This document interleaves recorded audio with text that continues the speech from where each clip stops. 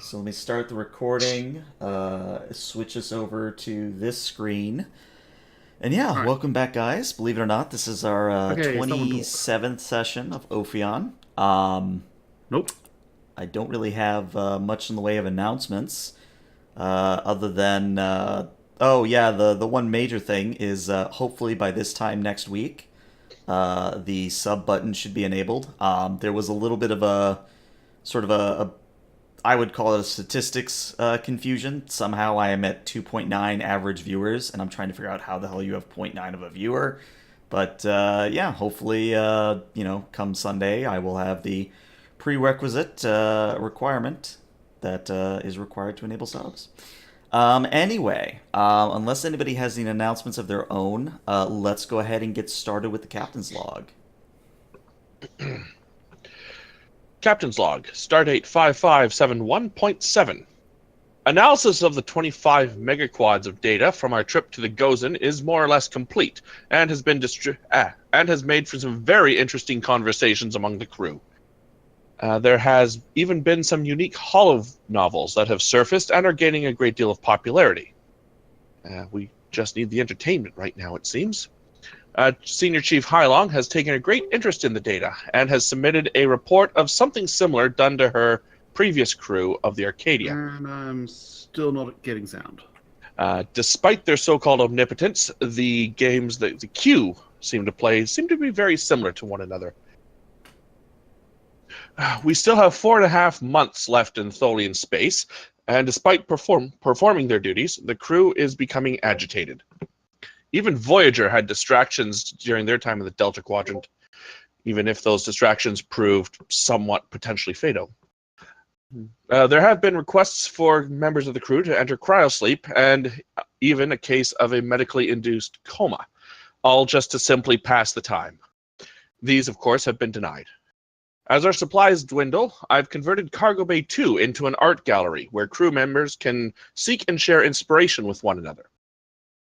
Work on the quantum slipstream drive is moving slowly. Murthrin and Locke report that multiple warp fields are causing a great deal of interference. So much for making a quick departure. End log. Alrighty. Bishop, can you hear us now? Oh, now we can't hear you. Hello, hello, hello. Yes, Oh, there you hello. I heard that. All right, success. All right, excellent. All right, so what we're actually going to do then, now that everybody is here and can hear everybody, we are indeed going to start in main engineering. So give me a moment to switch maps here, and the base scene for this will be pretty much Murthrin, Locke, and I imagine Matic will be there as well.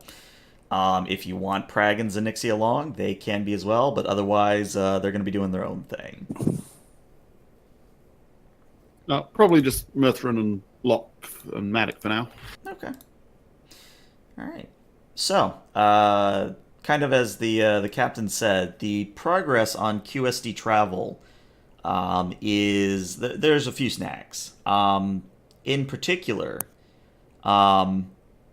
as the captain mentioned, there is sort of I guess you could call it a resonance or some sort of interference from the 3 warp cores.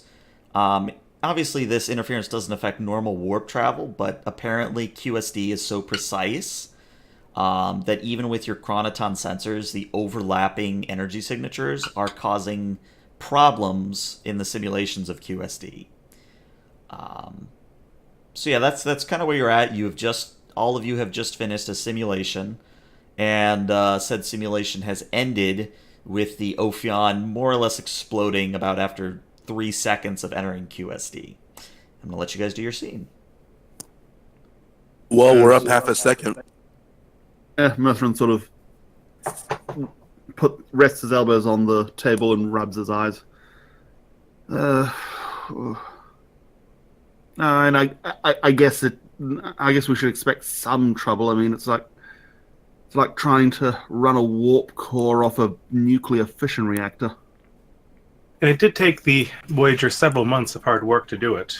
I mean, we have their plans and the other plans we have, so we're not having to reinvent. And even then, apparently, didn't work the first time and there was some time shenanigans involved.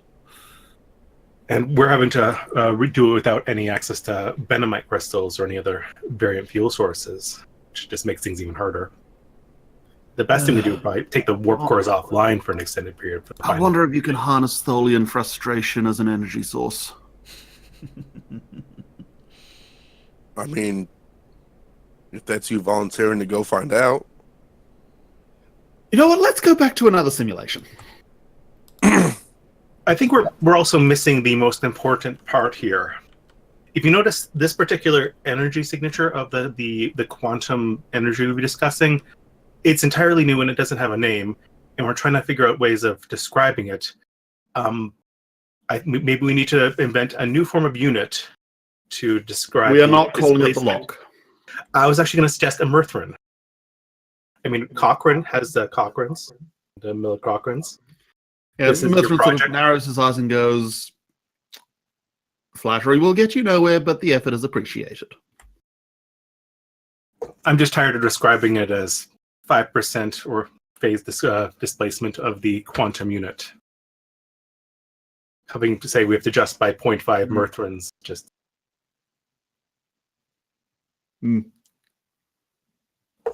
Well, sure, call it that if you like. I mean, there's no way it's going to stick. I mean, we could just call it the Qs. You know what? I am okay with that. Let's call it Qs. Somewhere the actual Q has a laugh. Do we hear said All that? right, so how do we deal with this 0.5 Q variance?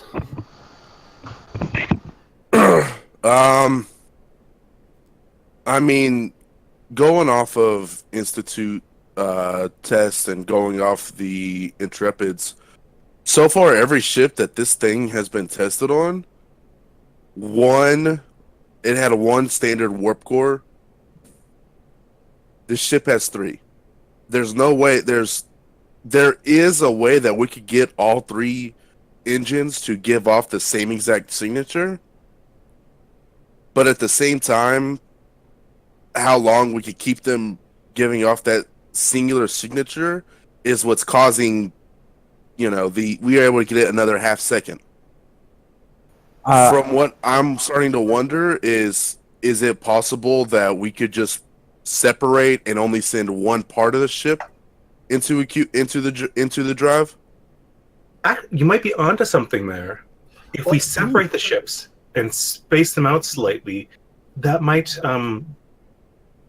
spread out the warp signatures a little bit. If we have the middle section generating the quantum slipstream drive, the forward section with its content sensors sending back updates so we can adjust the frequency and the phase variance of the Q units, that should create enough of a stable channel.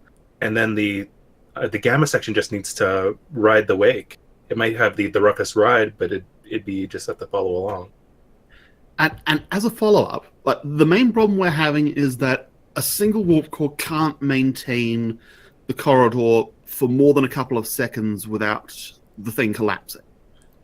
Well, But and then it takes a while for the core to reinstate the field. Well, I'm wondering if we've got 2 warp sections at the back from the alpha, from the beta and gamma sections. What about while one jump in the slipstream is happening, the second core starts spooling up for a second generation, so that, before we hit the instability point, we manually collapse the quantum tunnel as we create a second one, and So we we just can have cycle the warp cores back and forth. So you can kind of a resonance where it's kind of the alternating pulse of the different warp cores. Yeah, rather than try and keep it stable on one track, we just dance back and forth between them. the only issue I really see with that is if we're off by the slightest second, or if we would have to have both engines at the same quality of power exchange, we would have to have everything between them so exact, because there's the chance that we could cycle to the secondary engine and half the ship keeps going, and the other half ends up half spread halfway across the quadrant. Well, we do have advantages in that the ships are designed to communicate very rapidly and coordinate. We have 3 computer cores. We have much higher processing power than the Voyager did. And the chronoten sensors can give us that little extra half-second look in the future to maintain. That might be, and if we also alternate between looking forward and looking back, we can see if one of the engines is slipping out of alignment with resonance. I mean, we can set up the simulation and see how long it lasts. Worth a shot. The chronoten sensors are powerful enough, actually. If we put the alpha section at the very back, it should still be able to look ahead and scan far enough ahead that it can maintain the corridor and also keep an eye on both warp cores at the same time. All right, so you know what? This sounds like a good time to introduce an extended task. I basically am going to use this token for the time being. There's a nice chart I want to get in shortly, but I didn't have time for it this week.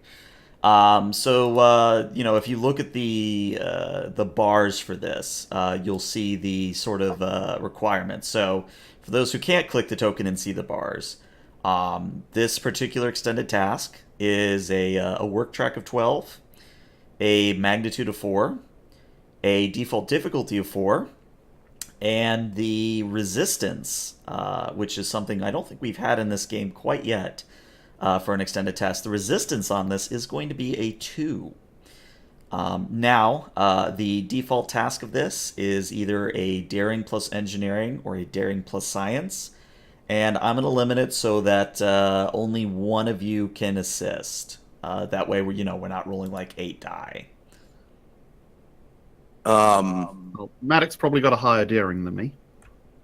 What's my daring? I have 11 daring. Yeah, I've got 7.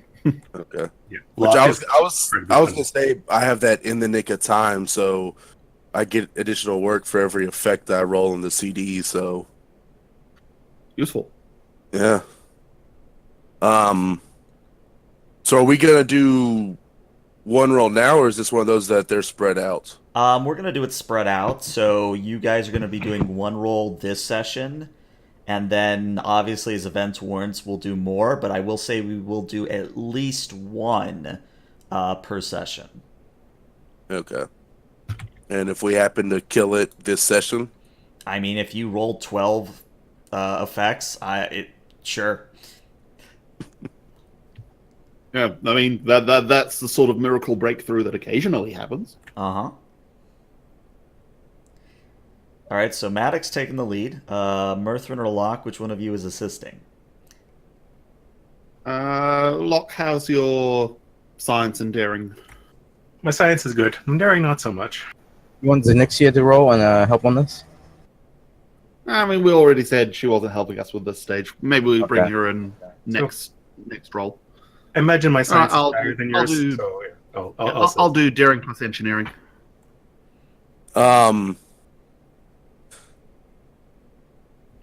It's the so I'm assuming we need to roll the 5 dice. Well, I mean, it is your default task, which is 2 die. Yeah. I mean, I'm okay with just front loading a whole bunch of threat at the start of the session. Yeah. Okay. So 6 threat for 3 dice. Okay, sure. All of the- I see Um, no way this can backfire. Quantum mechanics, warp field dynamics, and prototype engineering. Which of the above apply? Probably all of them in some fashion. All right. Hopefully I don't roll. Does the ship assist any? Because we're building a simulation. I'm going to say the ship does not assist, simply because you're feeding it data, and all it's doing is chugging the numbers. Okay, so no technical expertise. Nope. All right, what's the worst that can happen? Let's do this. No. Yes. All right, well, 2, there's 3, the 4 4. successes you need. Murthrin, do you get us any momentum? You do. You get Possibly. us 2 momentum. Look at that. All right. So, go ahead and Matic. Let's do your work roll. That would be also you rolled daring plus security, but you're still under what you needed. Oh, okay. That's my fuck up. No, it's okay. The reason I caught it was because your engineering's what, a 5? Yeah. Yeah. So 2 plus 5, 7 total challenge die for your work, please.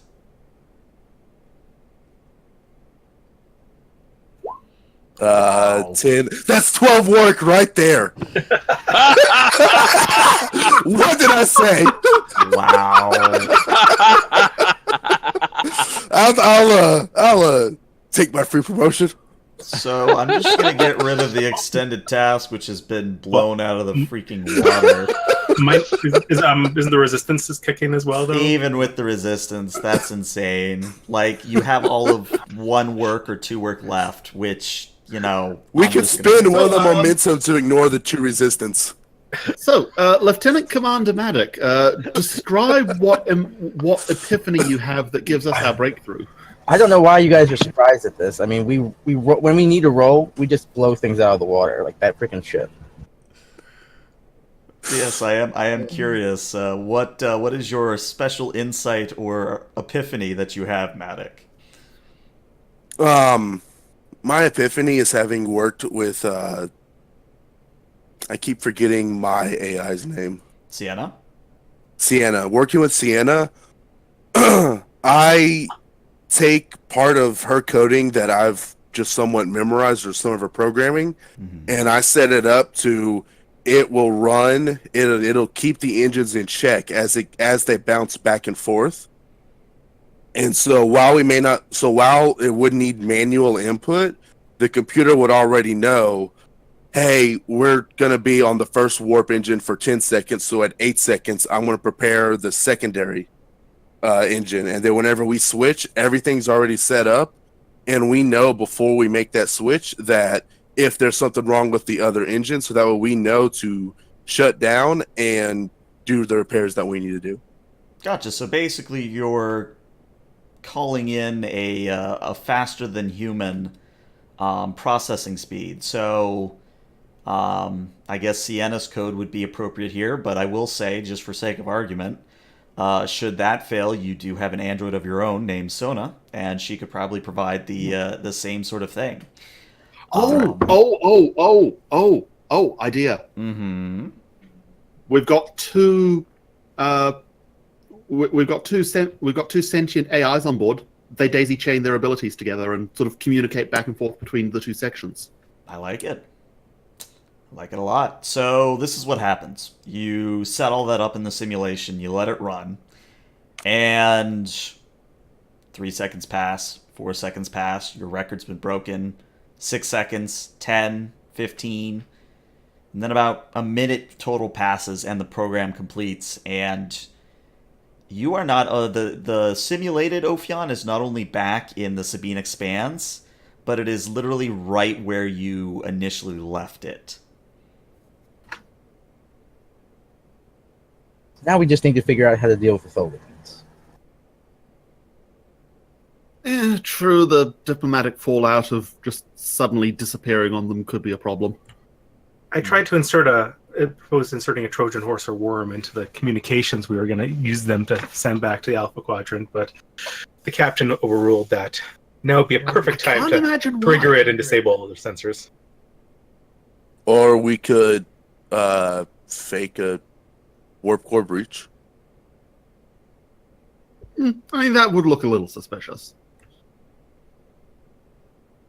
No, we just have to make sure that that Captain doesn't come across the Tholians.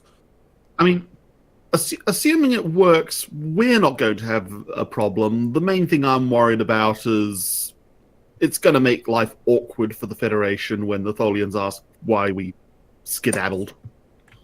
Well, that's the captain's prerogative. He is the one who has to make the call. Although, I imagine the best thing to do would just be to tell them we're about to try an experimental drive and get out of their territory and give them warning so they can scan the slipstream drive as much as they want from our side and then leave. I don't think they'll have a problem with us getting out of their space sooner rather than later. Yeah, I mean, I think 3 seconds warning before we flip the switch is fair. Also, as Chad has pointed out, remember, you do have a Tholian currently sitting in Gamma Bridge observing everything. Yeah, we will need to get them off the ship, That's a and problem. probably at least a couple minutes to position the ships properly, because we will need to line them up fairly. Oh, actually, yeah, that's the point. Oh, wait. I've just realized. For this to work, we're going to have to separate into multi-vector mode before we activate the drive. And at this point, I don't think the Tholians know we have multi-vector mode. As far as you are aware, that is correct. They know we can separate, because I think I mentioned it, but they know that But, other ships can yeah, separate saucer sections. They don't know. But yeah, they're Tholians. There's no way they're not going to interpret that as a hostile action.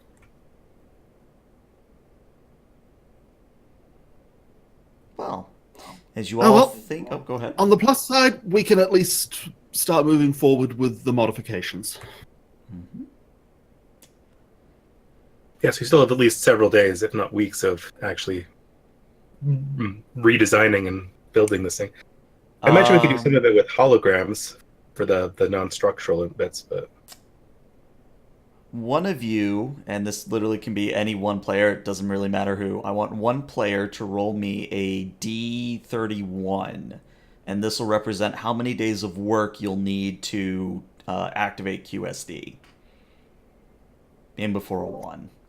Okay, so 18 days of work before you will be able to attempt QSD. Alright. Yeah, if it had been one day, I would have expected Q of getting involved as thanks for naming the unit after her. I mean, that still could happen. You never know. No, Manic's just that good at his job. Oh dear. All right. So while that's going on, I believe Skull and Panek, do you have any scenes you guys want to get out of the way? I'd like to enter the secondary bridge in a environmental suit. Okay. Let's see. Gamma Bridge. Hopefully you just see green. And where's your token? Your token is here. Shrink you down a little bit. So yeah, you walk on to Gamma Section Bridge, and yeah, you find green pretty much just standing out of their suit where the main command chair would normally be. Obviously, it has been removed for her quote-unquote comfort. But yeah, they don't even turn around as you enter, and they say, Commander Panek, what is your purpose here? What's their rank again? Green, you've either never gotten their rank, or they simply have responded to the term ambassador. Ambassador, my security officer has alerted me to unauthorized attempts to access our research departments. Unfortunately, we were unable to determine where they were coming from. But the matter at hand has brought thoughts to my mind that if there were any questions you had about such things, you could come to me or our diplomatic liaison, Mr. Azarine. So But- again, oh, sorry. Go ahead. No, I was just going to say, like, she'll interrupt you, and she'll say, that is not necessary. I have simply observed and attempted to access those databases available to me. Your access here is purely a show of faith of our cooperation, and you are allowed to monitor our bridge activity. Everything else is confidential, and if you need to go through the proper channels of our the diplomatic corps to access them, we will inform you if any such projects or experiments are a hazard to Tholian space while we are here. But as far as to their purpose or content, that is no concern of yours. So, that's... the Tholian voice doesn't change. Like, there's no sudden inflection or really a way to gauge the mood. But I think from context clues, you know, watching their body language, maybe certain verbiage, you're going to pick up the fact that this has struck a nerve. And Green says, I will be the one who determines what is and is not relevant to us. You are within our space, being permitted to continue to exist. I would not try to press your luck any further. It is a very good thing I do not believe in luck, Madam Ambassador, or Ambassador. And I am duty bound to remind you that this is Federation space you're standing on currently. This is a Federation ship. And we are purely being cooperative in attempts to placate any hostilities. They don't respond this time. And I'll just stare at her, or him, her. Yeah, I try to get the pronouns right here, but they slip sometimes. Yeah, unless you literally go up and touch them, they're just gonna kind of continue looking at your readouts and almost ignoring you. Well, then I'll just leave. I'm not muffed. Okay. You're a Vulcan. You're obstinate, not petty. Mm-hmm. Alrighty. Skull, did you have anything you wanted to get out of the way? Nothing major, no. Well, what about something minor?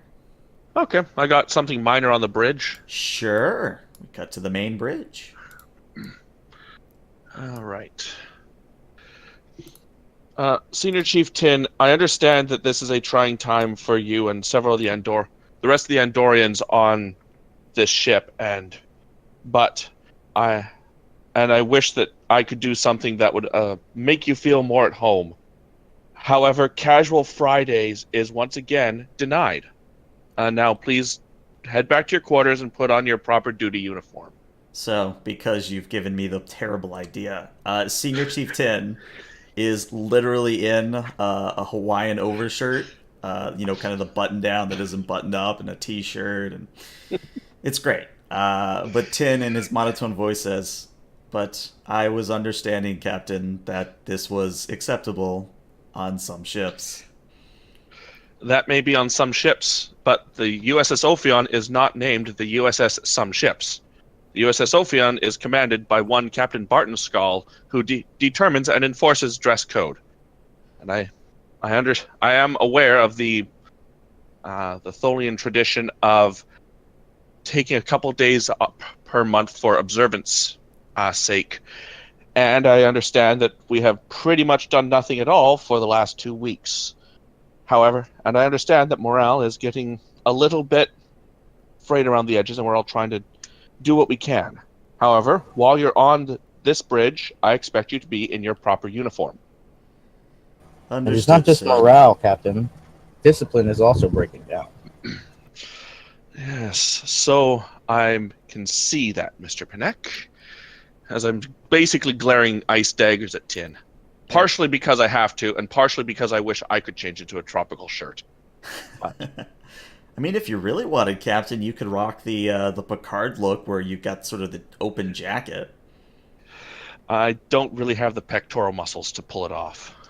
But Nah, Skull's on duty in Picard's robe. Oh, God. yeah, no.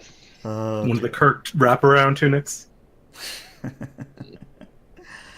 All right, so Tin does excuse himself to go get properly changed. And this might be good timing, this might be bad timing, but it's right about then that I guess since Locke, or, we'll have Shatsu do it. Shatsu says, "Sir, I'm getting an incoming hail from the Adela site." Oh, that'll be the first time they wanted to talk in roughly 5 days. What is it that they wish to say on screen? So on screen, you see Commander Nostreen, and he says, "Captain, you will immediately come to a full stop." May I ask why? No, you may not. Very well. Sona, full stop, please. All right, Shall we go to yellow alert, Captain? Is there cause for concern? Nostreen does not say anything. Yellow alert. Raise shields. Keep weapons down. I got him. So the Ophion comes out of warp alongside the Adelicite, and again, you're just kind of in the middle of empty space. And once you have come to station keeping, Nostrine continues and says, "Your ship is to remain there and not make any movements out of this sector for approximately 1 week." I'm sorry, that goes against your the proposed schedule. The What is the schedule meaning of has this? been amended. Pray it is not amended further. I hearken back to a sci-fi science fiction movie we watched a few days ago in Culture Night. I sent a message to Locke's terminal to have him passive scan. Yes. I'm sure you can understand that we are unhappy with this, but we don't give us much of a choice, do you, Captain? Very well. Will the Adelicite be staying with us, or will you be off doing something else? He doesn't answer verbally, but as he ends the transmission, you would see both on the view screen and on what passive sensors you're running that the Adelicite has angled away from the Ophion, and then it jumps to warp. But there is something interesting about this, and let's do an actual roll here. So Locke, I think you already know what to roll for sensors. So reason science, ship assisting with sensors science. Because you're doing sensors in a passive mode, I am going to make the difficulty here a 4. All right. And also a little bit of housekeeping. Remember, you did spend 1 momentum to ignore resistance, so you only have the 1 momentum at the moment. So I guess I'll spend our last momentum if that's okay. Mm-hmm. Oh, is the Tholian on the bridge right now? Green, no. They are still on Gamma Bridge. And So just to throw you I guys... pull up my Vanessa, my tricorder, and just kind of set it down beside me and just kind of transfer any information that I see pertinent into that. Okay. And I'm going to throw you guys a bone and say that you guys have been, kind of working around Green as much as possible. So you have a protocol in place on the bridge that if you need to hide anything from her, that you just sort of give a verbal or some sort of somatic wave, and the Gamma Bridge will be fed false information. But anyway, so what do we got? 1, 2, 3, 4, 5. So you get a momentum back. And yeah, Locke, the Adelicite goes maybe about 3 AU away from where you are currently. And then it disappears. Like, it just vanishes from sensors. Captain, they seem to have vanished or cloaked or evaporated. I'm not entirely sure. I'm not picking up any debris. I hate not knowing what's going on, but that's all I got. Can you detect any stellar phenomena that could have hidden them? A nearby nebula or asteroid field? Nothing overt. They didn't fly into anything. They just seemed to vanish. Bridge to Senior Chief Hylong. Hylong here, sir. Please report to the bridge. On my way. They may not allow us to take active scans, but there is enough data in our stellar cartography system from previous scans of Tholian space. Let's see if Miss Hylong has any insight to what might be going on around here. Am I detecting any sign that we're being jammed? No, you're not detecting any incoming E-War. And I guess I can give you this bit of information. So, even though where you are is currently empty, approximately 2.5 light years from here is a Cerulean Nebula. There is also a comet that is 1.5 light years away. Sort of in the similar direction towards the nebula, but enough that a triangle forms. Sorry, a Cerulean Nebula. Does it by chance have similar properties to the nebulae we have seen in the Communication Nebula and the Sabine Expanse? I'm going to say you're not able to determine from this distance, But at the same time, you're also not detecting the usual. What did I call it? I think I call it the quantum resonance signature. You're not detecting something like that in this nebula. It seems just to be a cloud of interstellar gas. Well, that's boring. Okay. Locke, when when Hylong shows up, compare what we can see of Tholian space in our vicinity to what we may have had in our stellar cartography database. I'm interested to see if the Tholians might be hiding something. Hi, sir. So it's right about then that Hylong arrives, because that's how turbo whiffs work. They always arrive at the convenient time. And Hylong says, "Reporting is ordered, sir." We have our large escort has vanished into what appears to be probably some sort of cloaking field at these coordinates.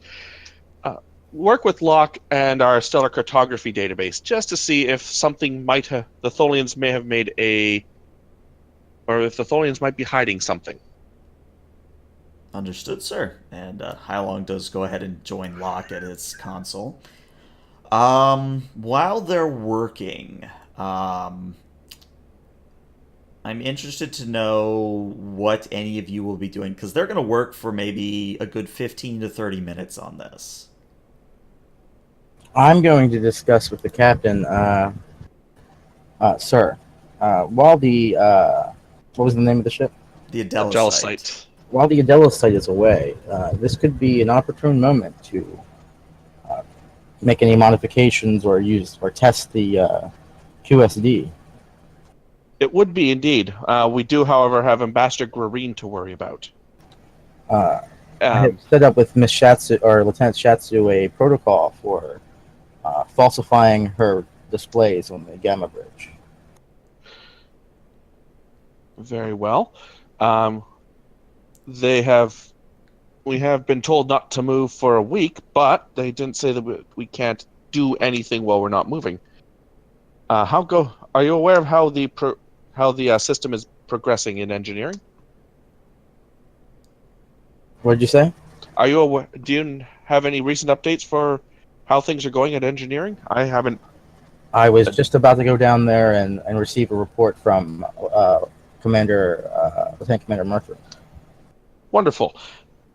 Also, it's occurred to me that Ambassador Green's access is to mirror the systems on this bridge, correct? Shatsu says, "Yes, that is correct, sir." But Gamma Bridge is currently unmonitored from her position, correct? I think you mean Beta, right? Beta Bridge. Beta, yeah, sorry, she is in Gamma. Beta Bridge. Yes, sir. That is the case. I smirk a little bit, and good to know. All right. Good to know indeed. I'm just going to sit back and just relax a bit in my command chair and wait for the reports to come in from Mr. Panek, the science officer. I will head on down to engineering. Okay. So while Panek is getting a in-person status report from the Geek Squad, Locke and Hylong, I'd like Locke to take the lead on this. Locke, if you want to roll me another Reason Science, this is only going to be a difficulty 3. And then Hylong can assist, and she will also be Reason Science. Data analysis focus. Yeah, that would apply here. I'll roll for Hylong. Okay. Where is there? We have the one momentum. Well, I need to deal with the dog real fast, so go ahead and do your rolls, and I will be back in about 30 seconds.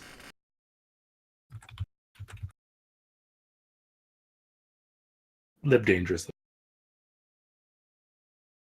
Not going to buy any extra dice. Hope we get good. All right. So I was thinking, All right. we falsify Gamma Bridge's readouts, then we decouple and send Beta off with modifications on the QSD to test. If the system is ready, I thought that we weren't ready for QSD for another 18 days. That was what the roll was for. Oh yeah, that's right. They did 1d30. Yeah. So Well, I might be able to do some What? preliminary tests. Oh, resistance. who's rolling for how long? Oh man, I am. that would have been ironic. We get less than a week on that roll, and then we just bypass the entire session. I do have notes in the case that had happened. So Did you have notes in the case that I would get the work done in one session? my notes literally say if they pass this, good luck bullshitting the rest of the session. Past me is kind of a dick like that. Okay, so you got the 3 successes you need. So how do I want to phrase this without ruining the mystery? Between Locke and Hylong, you notice that there is a discrepancy in subspace about where the Adelisite disappeared. But what that discrepancy is not something you're able to determine with a passive scan. You would have to either go in person, well, quote unquote, in person, within quote unquote close range of this discrepancy to scan it passively, or you could risk an active scan. Wait, is this sounds awfully familiar? Like it's the didn't the spheres have like a subspace field, cloaking field around them? Back from Enterprise days. Yes. I would say at this point, you're not really able to determine if that's what's happening here, but I mean, it's a good hypothesis. Could be a subspace cloak or bubble. It could be a corridor or dimensional kind of eddy. It could be a curious form of wormhole. Or it could be that the Adelisite has fallen into a subspace anomaly and needs our assistance. In which case, it would be our duty as Starfleet officers in order to investigate their sudden and mysterious disappearance, just to ensure that the Tholians are actually intact and alive. What were the Tholian's orders to us, Captain, again? We were not allowed to move. We were not allowed to move. The ship was not allowed to move, more specifically. For a period of a week, I believe it was. Yeah, let me repeat it verbatim. So the order was, the Ophion will remain there and not make any movements out of this sector for approximately 1 week. That does not preclude the use of a shuttle or a probe. Yeah. Correct. So a sector is much larger than 3AU, which is where they disappeared to.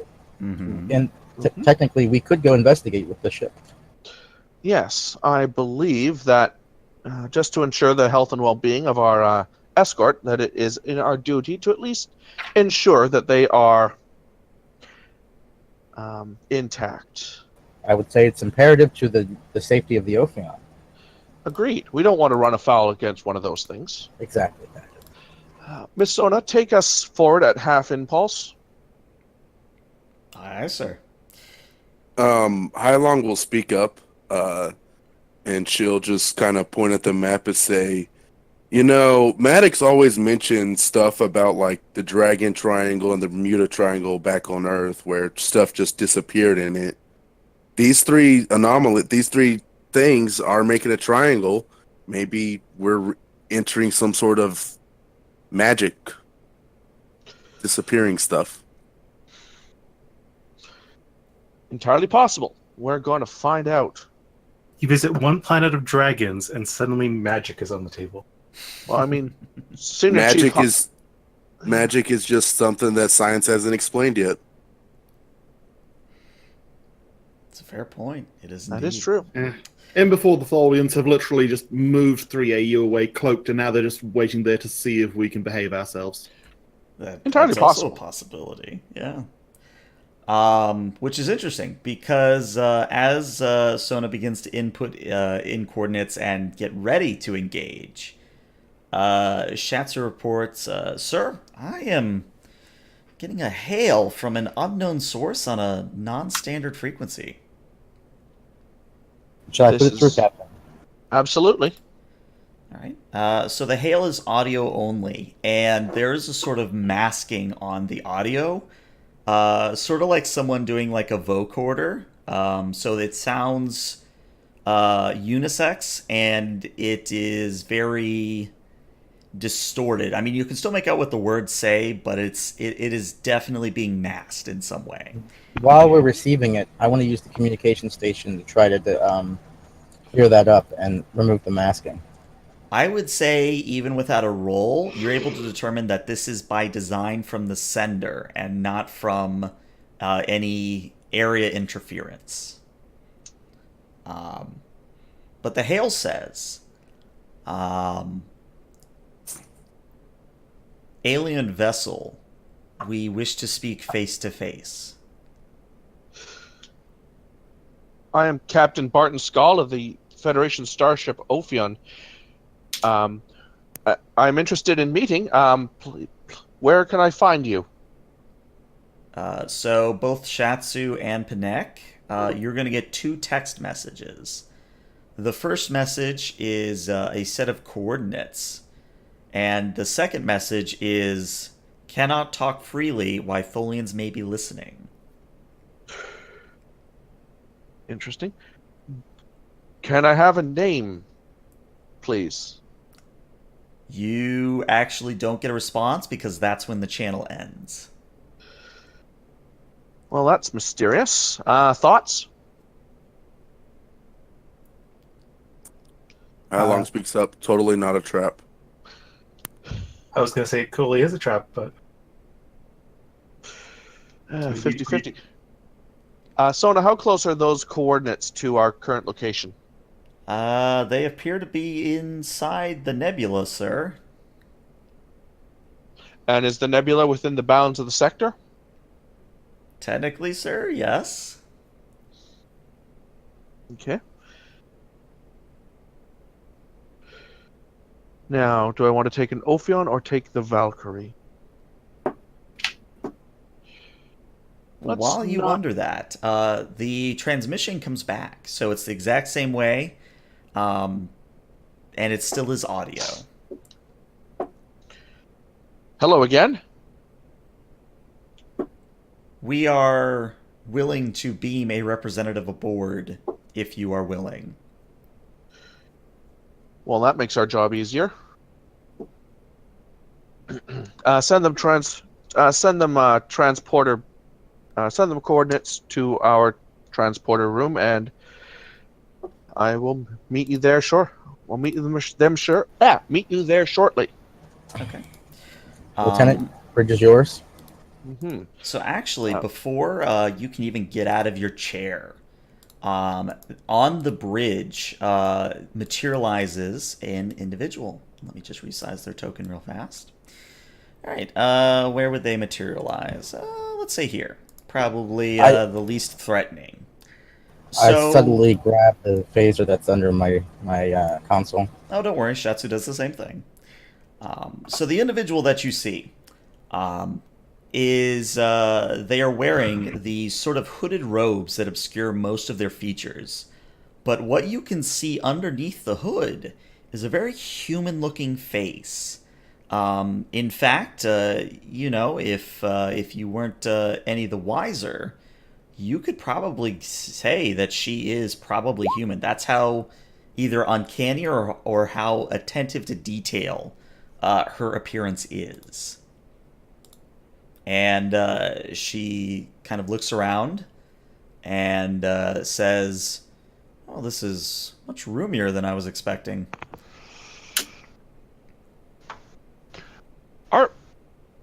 Sorry, point of order. Were our shields up? Oh, yeah. I walk over to the captain. Yeah, I'm going to take 2 steps forward. I'm Captain Barton Skull. Welcome to the Ophion. I am Lady Saris of the Chanel Consortium, and I will put that in chat. I'm going to look over to Shatsu. Scan her for weapons, please. For future reference, Lady Cirrus, we tend to not allow transporting directly to our main bridge. there are protocols we tend to follow.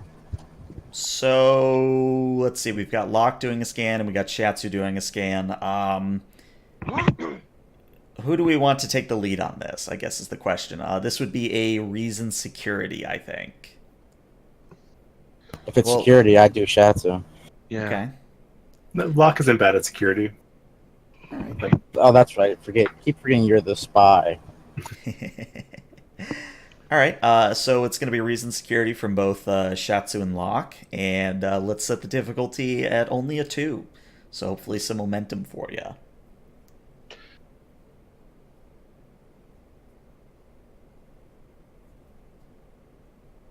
All right.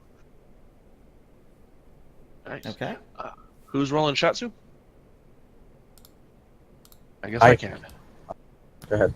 All right. What was it? Reason security? Yep. Cool. Handheld energy weapons as a discipline or as a focus? I'm going to say no. Okay.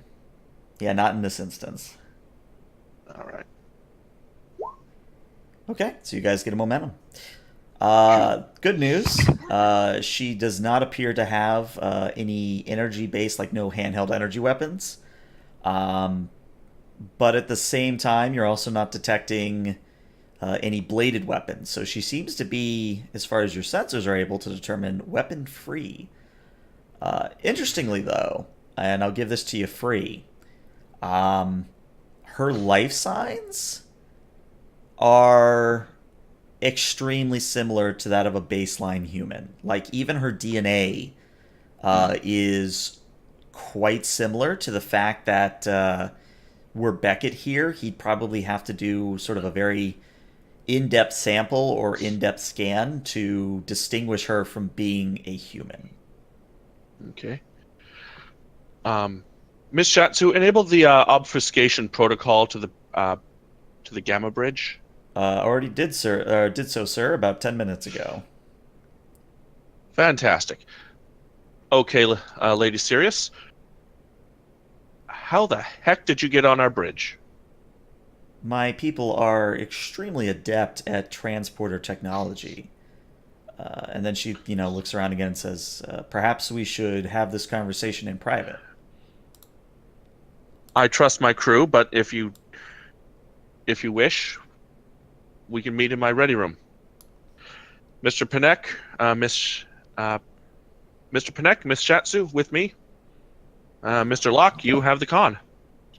Yeah, yes, sir. All right. So we cut to the ready room, and you'll have to give me a moment as I get everybody's token on there. So there's Sayrus. Where is Panek? There's Panek. And then Shatsu. Where is Shatsu? There's Shatsu. Pull up her token a little bit. And Shatsu. Alright, Shatsu will sit kind of near the door. But yeah, once you're all situated, Lady Sarah says, I will get straight to the point, Captain. My people, my ship, the Morkant, is in need of aid. This is the most unusual method of transmitting a distress call I've seen in some time, and I'm assuming the aid you require you don't trust the Tholians to give.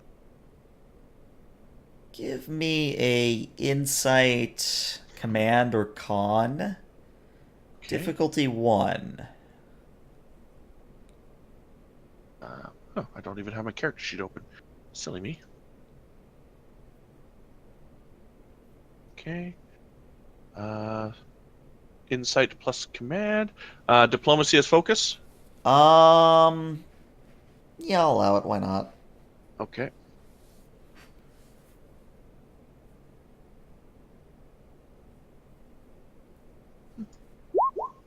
All right, so you get a momentum. I think you're at Huzzah. 2 momentum overall because of the scene Yeah. change. Sounds right. But the thing you're going to notice, Captain, is that at the mention of the Tholians, the lines on her face tense and sort of become harder.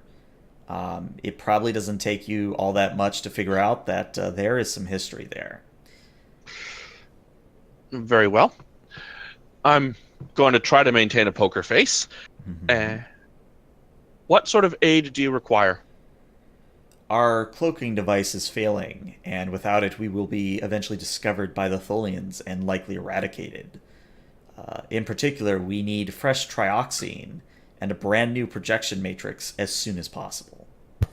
Pardon me, Captain. However, you have decided to trust us with this information and this request for aid. But trust goes both ways, my lady. You will have to give us some background on your people and the nature of your relationship with the Tholians. Saris looks at, and we're just butchering her name. She looks at the captain as if to confirm this sort of question. I'll nod silently. Very well. My people, the Chanel, were once a thriving species. However, our sin was that we were too close to Tholian space. Approximately 2 years ago, the Tholians basically glassed our planet, and the Morkant, my ship, is one of 20 Chanel ships that fled the Tholian destruction of our homeworld. I see.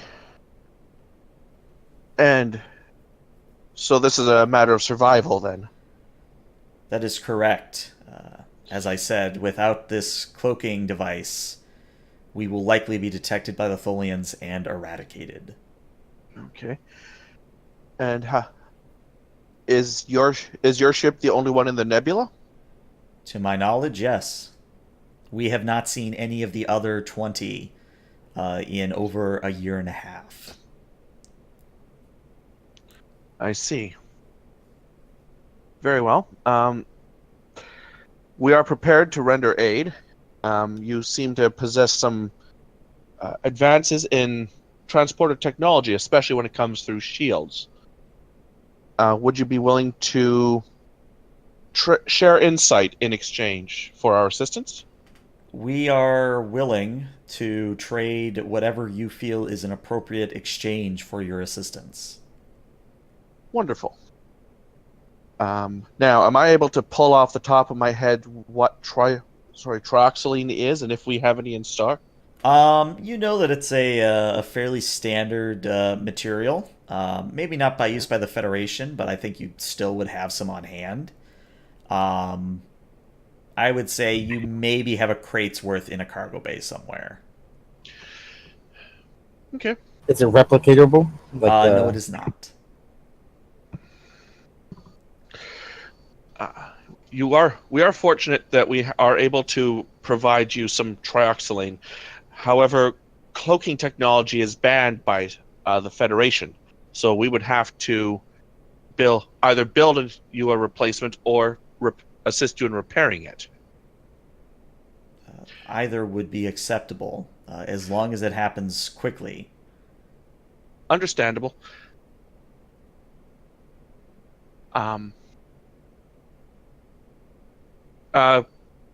Captain Skull to Mr. Maddock. Matic here. Prepare. There should be a couple cargo crates full of trioxylane in one of the cargo bays. Can you bring it to our shuttle bay, as well as yourself, and prepare for an engineering away mission? Do I need to get a team or am I going alone?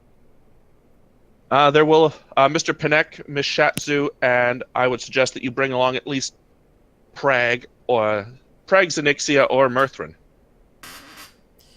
So, Mirthrin's working on the QSD. I think he's having Xenixia help him, so probably Prague. Works for me. Affirm. I'll 15 minutes. Perfect. So, not to disrupt this plan or anything, but I do need to give you a few tidbits of information. Okay. The first is that your shuttles will take 3 days to reach the nebula, which gives you about a day's worth of work before you basically have to come back, assuming the week time frame that the Tholians gave you is going to be kept to, their stringent, on time preference. The other thing that is worth noting is, as you well know, Panek does have to leave in about 15 minutes. So yes. it might be better to send someone else in his stead. All right. Captain Skull would probably want to keep up appearances and be on the bridge, but yeah, I am under normal circumstances. Panek would lead, but due to Panek leaving, then I guess Captain Skull shall go over. Okay. The other tidbit I'm going to say is that the more engineers you take, the faster the repairs can potentially go. Right. And then finally, I did say that using a shuttle it would take you 3 days. If you separated the ship and took one of the sections, it could take you literally half a day to get there.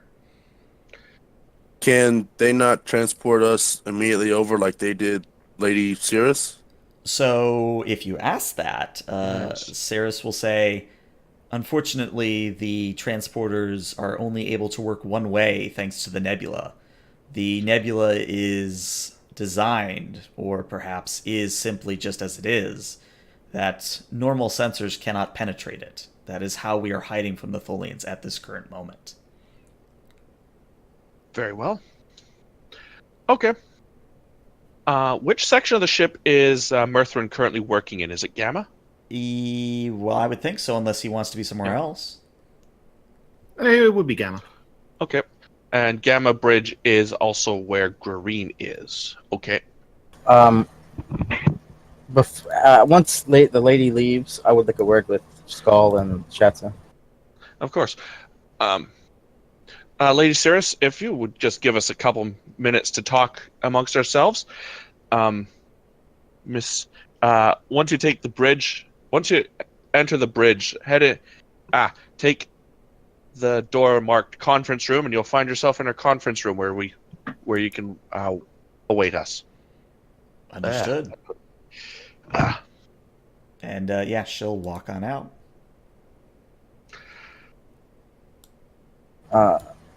The nature of this nebula presents many issues, specifically with any extraction. We cannot Agreed. beam in to cover you. So, Lieutenant Shatsu, I will requisition you a subspace transponder that you will activate in the event of a hostile action, and I will bring the remaining sections of the Ophion in.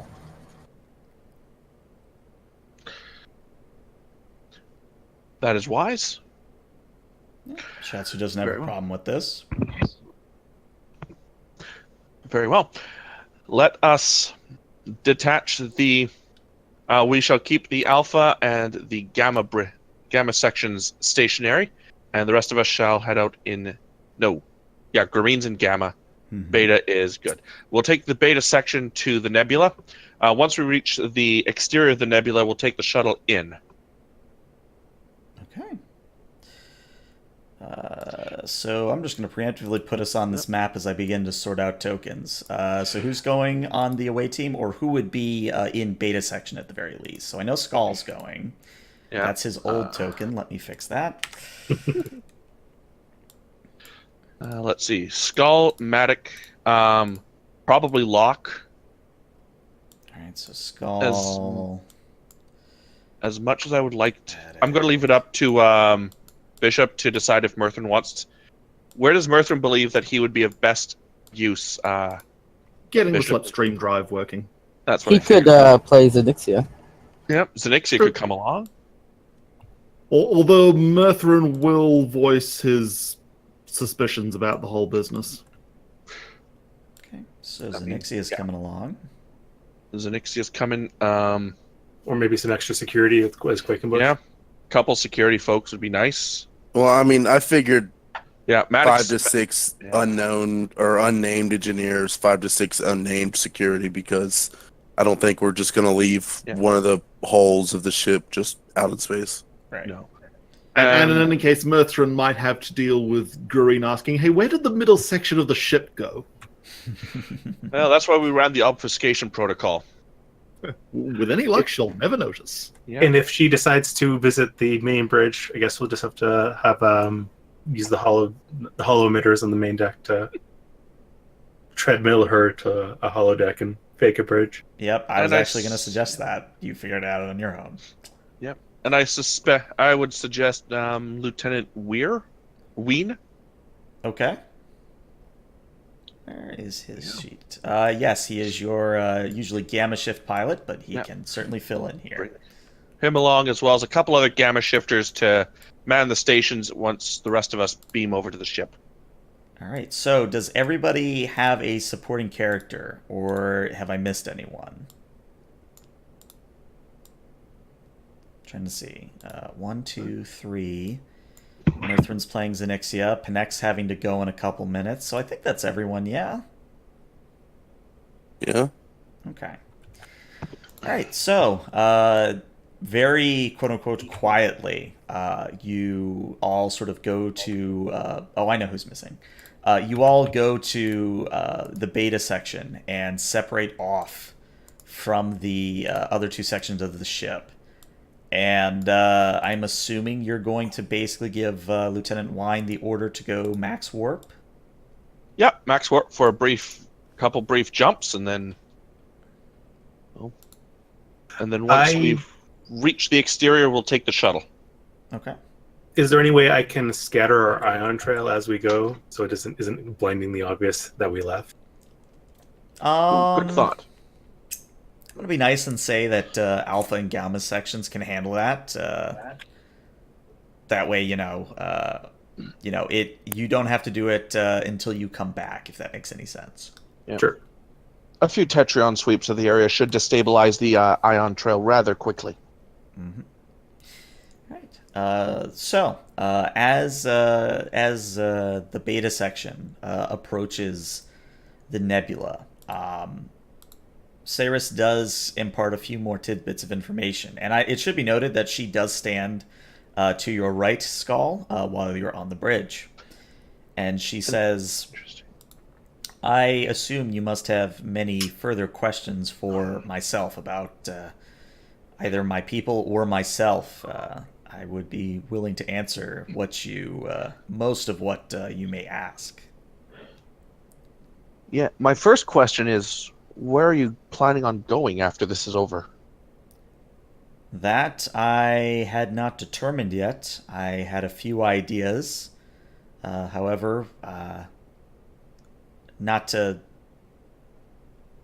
disparage or otherwise doubt your intentions, but I do need to see what sort of person you are. Then allow me to extend a invitation that should you or your people require asylum in the Federation, we are more than welcome, or we are more than happy to assist you in rebuilding or finding you a new home. That is very generous of you. In that instance, I will say that should the repairs of the cloaking device prove fruitful, I am willing to have the Morkant follow your ship, the Ophion, and the Tholian Dreadnought as you make your way out of Tholian space. That is a very risky proposition. We are working on means of leaving Tholian space sooner rather than later, and those means we will not be able to accommodate your vessel. How do you have any specifications on your vessel that you can transmit to our engineering officer? So she kind of shakes her wrist a little bit and produces a sort of glowing symbol that doesn't really look like anything anyone's ever seen before. It's kind of a dodecahedron within a dodecahedron within a dodecahedron. and she waves it at one of the consoles, and the view screen changes from a view of the stars outside to an exterior shot of her vessel. Obviously, it's not real time. It's basically, kind of a hollow image of her ship. And what you see is that the ship itself is resplendent. It's about a kilometer long. It's about half as much wide and a quarter deep. Your best guess is that if this is anything like a colony ship or even like a galaxy class starship, you're looking at anywhere between 1,000 to potentially 3,000 people on this ship. But it's definitely a few sizes larger than the Ophion whole. Fascinating. And you've been able to hide this behemoth of a vessel from the Tholians for 2 years? That is correct. As I said, we are masters of both cloaks and transporters. Impressive.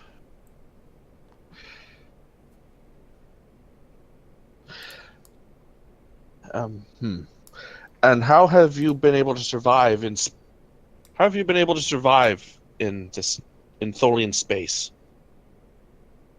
We try not to take many risks, for one. This is actually the most risky thing that we have attempted in the past year.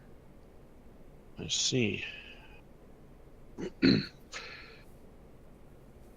And are all the ships that survived the annihilation of your world, are they all of similar class? That is correct. Fascinating. Very well. All right. Yeah. So, we're going to skip ahead a tiny bit, and I'll put you on this map. All right, so, well, you can now see their ship in the nebula. But basically, when you arrive outside the nebula, Ceres provides a set of coordinates for Lieutenant Wine to follow. And assuming you do go for them, you are able to both enter the nebula, no problem. But at the same time, as I said before, the nebula does obscure sensors. So it's not until you're about right about there in the nebula that you are detecting the Chanel ship. And it looks pretty much like the token does, and as it did before when it was on the view screen. That's an impressive piece of engineering. Mm-hmm. Were these ships built before the destruction of your world? That is correct. So you must have been planning or have already been in the undergoing a massive population shift. I'd be happy to share any cultural information you wish, Captain, but perhaps we should focus on the matter at hand. Of course. Matic Locke performed detailed scans of their vessel. I'd like to see what else might be damaged. Aye, sir. So yeah, reason Will do. science for Locke, assisted by ship's sensor science. Pretty sure you can just roll off the regular sheet because that doesn't change between sections. Then for Matic, roll me a reason engineering. And overall difficulty here, because you are still in the nebula, I'm going to make it a difficulty 4. Am Probably I got rolling one one or moment. two? Am I assisting? Locke, You or- are assisting, yes. Okay. So we're probably down to 1 momentum from the scene change. Yes. Oh. Not gonna buy any dice, just cross my fingers. All right, that's 2 successes already. Alien technology. Yeah.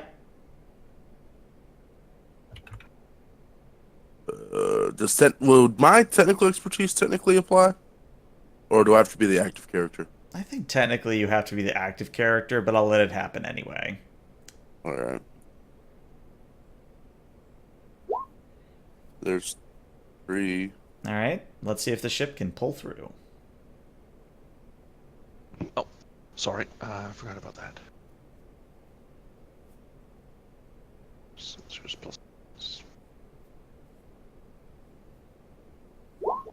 No, look at that. It actually gets you a momentum. Very nice. Nice. Good chronoton sensors. Well, good regular sensors, I suppose, since we're in beta. Oh boy. All right. What you're able to find out is that, much to Lady Cyrus's much to her word, the only thing you're really detecting, quote unquote, wrong with her ship is that the cloaking device, or where you would expect a cloaking device to be anyway, it is malfunctioning. Of course, their cloaking technology is a little bit different than, say, the Romulans or the Klingons. But the basic principles are still there. And yeah, you're able to determine, as she said, that the main problem is the projection matrix, the thing that basically masks the ship, or masks really any area of space, is both malfunctioning and in severe disrepair.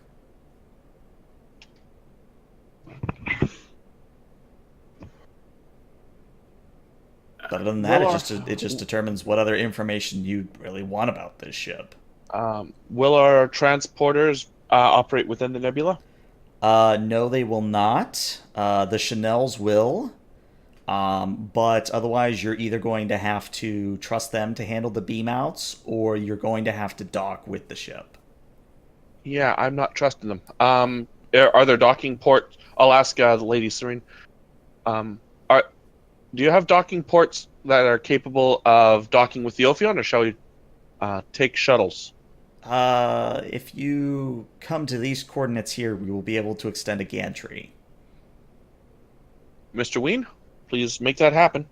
All right, so Lieutenant Wayne does his job. He brings the Ophion around to about here. And yeah, as soon as you're in position, a sort of an umbilical cord sort of extends and latches on to one of the Ophion's docking ports. And yeah, you guys are free to move about the cabin. Ensign Quakenbush, please take some security team, make sure that everything is secured. And Very good, Captain. that the other side is as welcoming as the lady here claims that they are. Once confirmed, Mr. Maddock and Mr. Locke, please take your respective teams and begin damage assessment. All right. Not to sound Aye, aye. Ferengi, Captain, are we doing this just out of errand of mercy, or is there any kind of exchange that we're... Oh, believe me, Mr. Locke, I'm very interested in their transporter technology. That's what I was thinking, Sue, sir, yes. I'm saying that completely in front of the Yeah. lady. Lady doesn't seem to mind. But I would have done it for free anyways, because Starfleet is lawful stupid that way. Lawful naive. Yeah. Lawful optimistic, I think. They know they could get screwed, but they do it anyway, because it's the principle of the thing. Mhm. Yeah. All right. So, I will put us on this map then. So, Quakenbush, you take your security team. The lady goes with you. And waiting for you on the other side of the airlock are two Chanel. And very similar to the lady, they are wearing hooded robes. The big difference here is that their hoods are arranged in such a fashion that you can't really see the face underneath. And the lady sort of steps forward and says, I bring good tidings, my fellows. I have brought individuals from the Federation, is what they call themselves. They are willing to help us. And both of the Chanel just sort of nod and sort of step aside of the airlock as if to give you entrance into their ship. All right. Bartle, Smithers, take point. All right.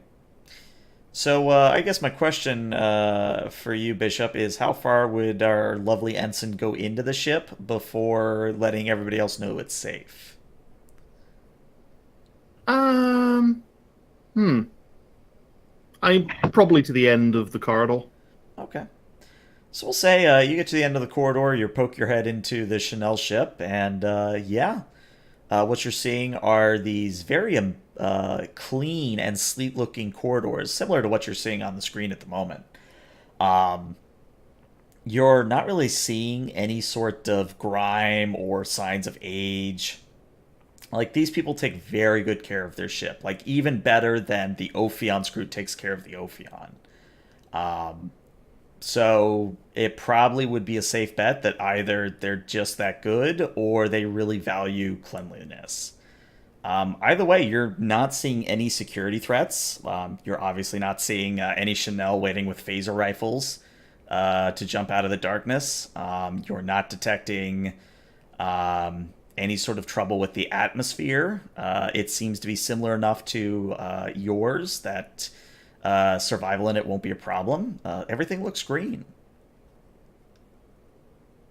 All right, so Quakenbush will come back to the captain. We're all set to go, Captain. Wonderful. And I'll motion the other teams to head over and do what they go, and I'll be last on board their ship. Okay. So let me just So start moving. Zenixia will head off with the engineering team. Yeah, let me just move some tokens here. All right, so there's Anixia. Locke's going to. So, Captain, you are going to leave the bridge, though. Yes. Okay, just wanted to make sure. Yeah.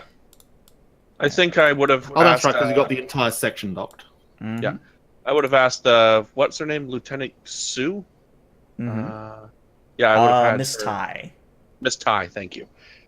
I probably would have asked her to come on board to maintain operations if in our absence. Okay, she's certainly willing to do that. All right. So as the engineering team comes across the umbilical cord, Lady Sarah sort of motions at one of the hooded Chanel and says, "My underling here will take you to our cloaking bay. Please let him or any of my people really know if you require any assistance or materials." Of course.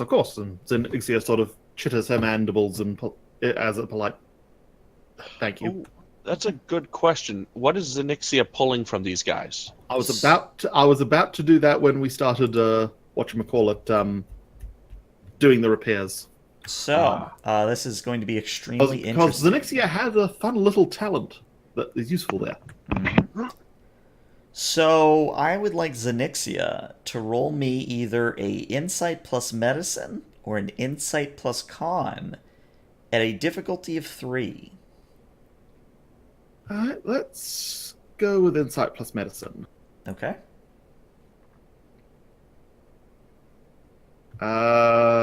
Telepathy, first contact scenarios, alien engineering. The first 2 would apply. And you do have 2 momentum, in case you wish to spend it. It was difficulty 3, right? Yes. Alright, I'll spend 1 momentum to get an extra dice then. All right. I want to save 1 momentum for a little later. Okay. Oh, wait, actually, no. If we switch to a different scene, we'll lose the momentum, so... Just roll really Well, well. I can't spend that second momentum for extra dice anyway. Well, you could give me threat.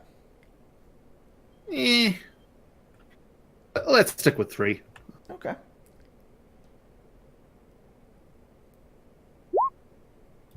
Two. So what Zenixia feels or picks up from the Chanel is there is some sort of telepathy going on here.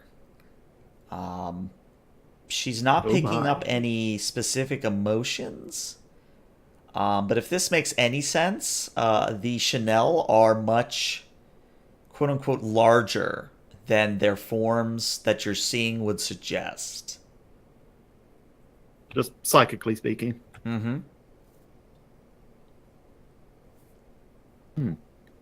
Which, given they look almost identical to humans, is odd. Indeed. Well, the next year will keep that to herself for now and let the captain know later on. Okay. So, we will kind of split the party here a little bit. So let's deal with the engineering team first. So sure enough, you all are led to the cloaking bay and pretty much are given whatever raw materials or things of that nature you need. Alrighty. And because we've lost the momentum, I'm going to try and get some back by sort of having Zenixia just do an initial sort of, see if she can sort of figure out the source of the problem. Okay. That would be a reason plus engineering. Difficulty is only a 1. And yeah, she would have a focus.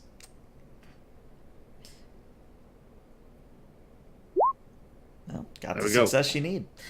Yeah, sure enough, you again are seeing that everything checks out.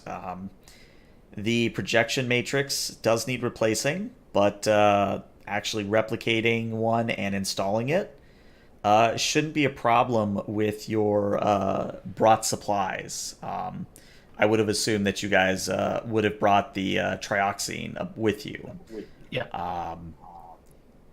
Really, the only way, or not the only way, the only reason it appears that the Chanel weren't able to repair it themselves, besides the obvious lack of raw material, is that, how do I want to say this?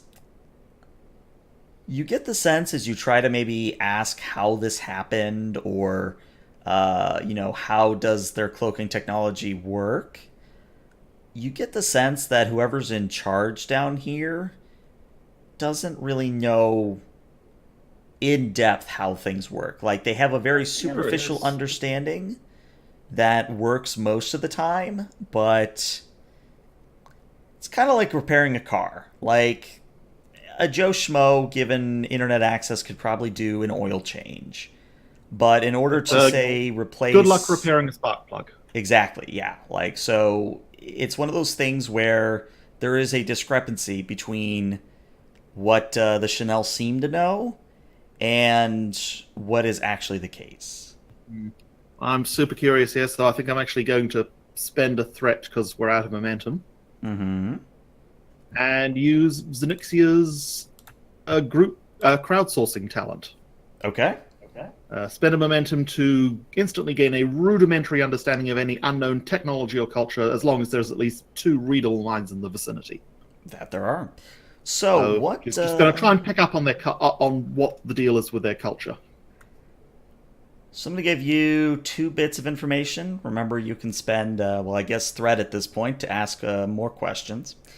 The first thing that Zenixia is going to pick up, and it's probably the most important, is, remember how I said there was some sort of psychic field or psychic phenomenon going on?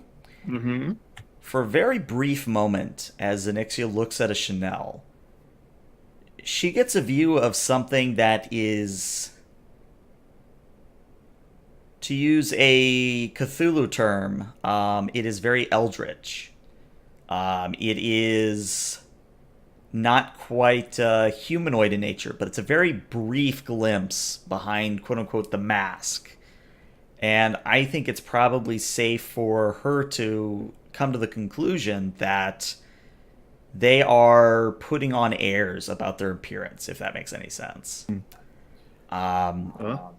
The other big tidbit of information is that while those in the vicinity don't particularly know about cloaking technology, she does get a rudimentary understanding of how it works, and to the point where she might be able to replicate a basic device, from the ground up, back on the Ophion. But I don't want to say this. The main feeling is that while the Chanel in the vicinity don't know specifically how the cloaking technology works on an in-depth level, they at least seem to know of an individual on their ship who does.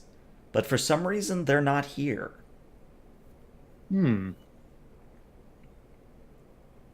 Well, okay, so Zenixia will sort of go back to sort of working on the repairs, and first opportunity she'll sort of sidle over to the captain wherever the captain is. We'll say yeah. Where You're would the able captain to get a quick sidebar with the captain. Yeah, most likely the captain has sought out a whatever counts as a mess hall or a bar, and is interested in chatting in a more casual setting with people. Okay. If, of course, Lady Saris permits such things. Oh yeah, she'll take her wherever you want to go on the ship. All right. As we're walking to wherever the place with the food is, I'm going to comment.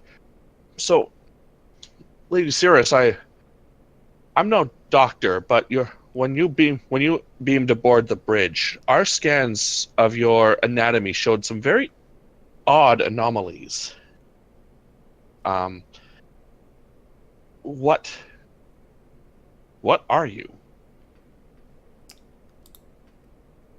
There is a definite pause, and she does say in perhaps a little bit more of a tense voice.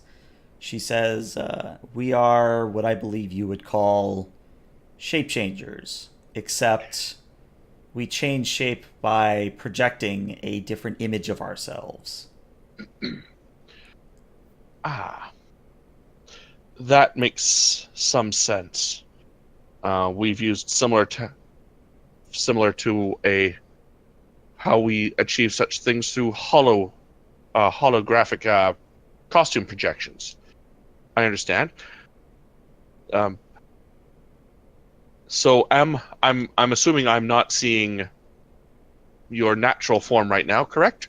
That is correct. The only type of people, really the only way to see our the only way to see our natural form is to be a Chanel. Very well. I apologize if I caused some offense. I'm simply curious. No, it has been our experience that sometimes mentioning this fact causes other species to be very alarmed and very cautious of dealing with us.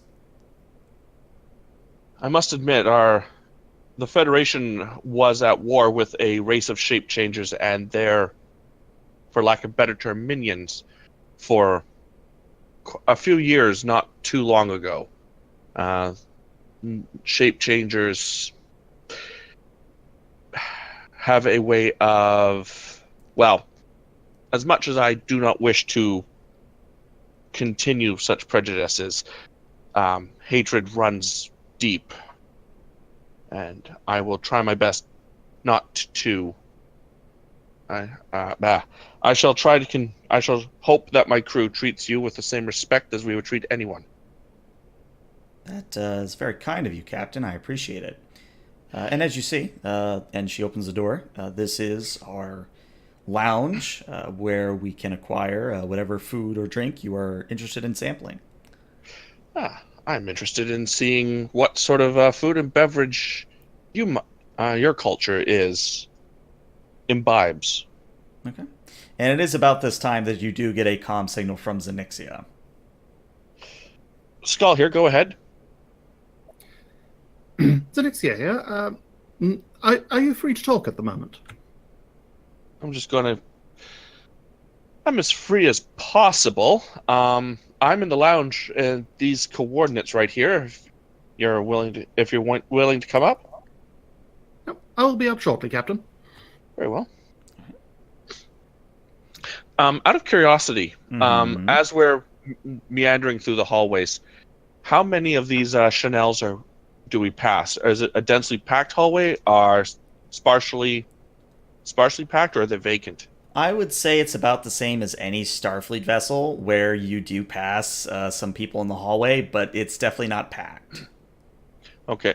And the people that were passing by, do they all bear similar robes as a uniform? Yeah, or so are they okay. all kind of look like the generic Chanel token.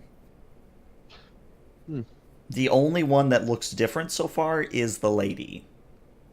Yeah, and that might just be as much of a projection as anything. Correct. Okay. And Lady Cirrus, are you the captain of this vessel, or are you simply its diplomatic officer? No, I have been the captain of the Morcant for 3 years now. So before the devastation of your planet, That you is have my you correct. have my sincere sympathies. I appreciate the gesture, Captain. Yeah. Let's see. Now this is an interesting liquid. It's red, bubbly, and smells slightly of brimstone. I see absolutely nothing wrong with this, although I'm sure our chief medical officer will. Just in the distance, Beckett feels a disturbance in the force. Oh well. In a time-honored tradition of diplomacy through what I assume to be alcohol, bottoms up. All right. Constitution isn't a thing in this system, but why don't Probably we fitness. do, yeah, a fitness and how about con? Because that seems, I think con is used for composure more often than not. Okay, let's. And difficulty here will be a 2. Ooh, strong stuff. Okay. Let's see. Okay, fitness. Oh, this is going to be hilarious. Plus con. 20. Would diplomacy count as a focus here? I really should take Iron Stomach as a You focus. really should. No, Yeah. I'd say composure would if you have composure. Nope. But Alright. I should work on that next time. Focus. Okay, so Ooh. Can I succeed with? Can I take threat to succeed? I'll allow it. But there's Alright. still going to be a little bit of a something. So, I don't know if you've ever had scotch before in I your have, life. yep. Okay, so you remember the very first time you tried scotch and it was like super strong and you coughed a little bit? Oh yes. Something very similar happens here, where the both the taste and the overall texture of the liquid is very different from what you were expecting, and you do kind of cough and sputter at it, but it's a very once you get past that initial feeling, it is a very pleasant liquid. If I had to compare it to anything, it's probably close to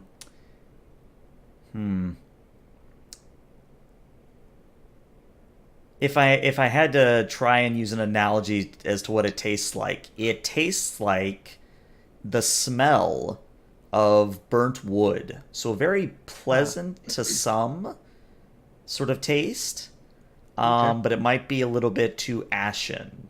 But I'll leave that up to you. Smooth. Oh, I was not expecting that. Guess I should have considered the smell. Okay, so this is more of a sipping liquid. Okay. Oh, indeed, Captain. I'm actually surprised. Most of other species we've had try that drink end up in a coughing spell for well over 10 minutes. I have part of my species has methods of lessening the effect of strong alcohol. Our friend Mr. Locke could probably drink this stuff like water, but that would be his choice. Mrs. Zenixia, over here. Oh, yeah, so Zedixia probably comes in the door at this point.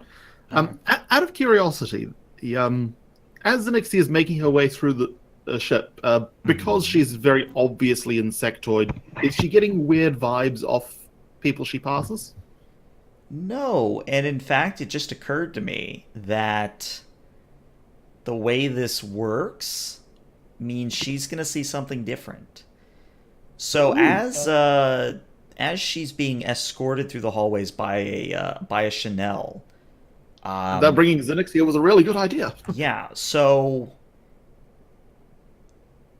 we'll say maybe about 5 minutes away from where the engineering teams are working, a change occurs, and what Zenixia sees is that the hooded form of the Chanel begins to shift and resemble that of the slaw. So her own species. And this illusion is what I'll say. This illusion will persist until you are about right outside of the lounge where the captain is. Right, so Zenixia will sort of slither her way into the room and actually, yeah. Can you take a seat when you have a snake body? I imagine you can. It's just a little bit awkward. You kind of got to coil around yourself. Oh, alright. So Zenixia will sort of come up, take a seat next to the captain, and just start giving a status report. Is Cirrus sort of still hovering in earshot, or? I think she's in the lounge, but she is not at your table. Cool. So, What does Cirrus look like to Zenixia? Oh, I mean, Say again? the moment it got near, like, Zenixia got near the captain again, like, within probably 1 to 2 minutes of walking, everything, all the Chanel went back to looking like, quote-unquote, normal humanoids. Mm-hmm. Okay. So, once Zenexia's confident they're not being actively listened to, she'll sort of lower her voice slightly and say, Captain, I've been noticing a few strange things about our new acquaintances here. Yes, some sort of shape-shifting, possibly psychic, or at least low-level psychic. Yes, as soon as I left the main engineering team and came up here, they started, their forms shifted to look more like mine. But the main thing that I wanted to talk to you about is their psyches are much larger than they appear at first, and which is doubly odd because I don't think they actually know entirely how their own ship works.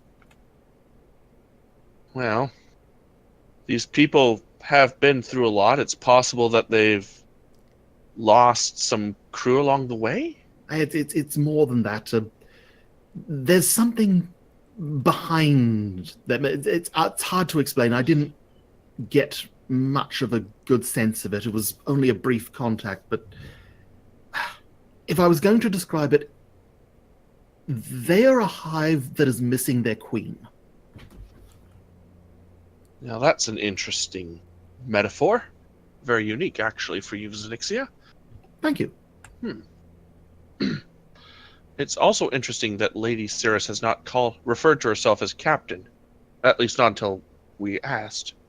Yeah, and Zenixia will sort of look over and consider Cirrus for a bit, and sort of contradict me if I'm getting it wrong, EIH. But step back and go, yes, she's definitely not. She's definitely not in charge here. I'm getting that sense myself. She's very. I'm not a captain that is a stubborn son of a bitch, but I know when I can be and when I. And she is very willing. Very well. Shall we proceed with the repairs as normal then? Of course, and see if you can't get Mr. Locke to get into their computer systems. And meanwhile, I'm going to. I'll keep an antenna to the ground. Thank you. And as she leaves, I'll. Are you sure you don't want one of these specialists? This drink is. And Zenixia will sort of tilt her head to the side quizzically, and actually she doesn't blink because I don't think she has eyelids. Nope. But she'll sort of come over and attempt and give the drink a try. Fitness con, It's a difficulty 2. It's a sip. It's a sipping thing. Don't. Oh, there goes the glass. No specialties.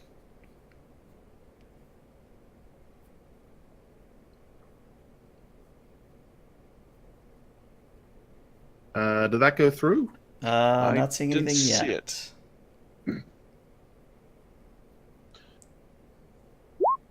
Oh, there it Oh, is. there it is.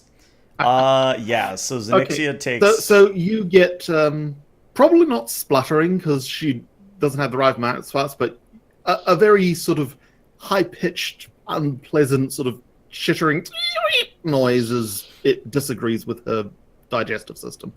Oh dear. I am so sorry, specialist. I'll Are be you fine. okay? Are you able to function? I'll manage. I'll manage. Very well. Thank you for your report. If you can head back to their cloaking device and see what else we can do, that would be. Your efforts are greatly appreciated. Yes, Captain, she says as her pedipalps just like furiously start cleaning her mandibles. Mhm. In the meantime, I'm going to go and see if I can't find Ensign Quakenbush. Okay. I tell you what, this is probably a good moment for us to take our break. So if you guys could be back by no later than 4:10 Eastern Time. 9 minutes.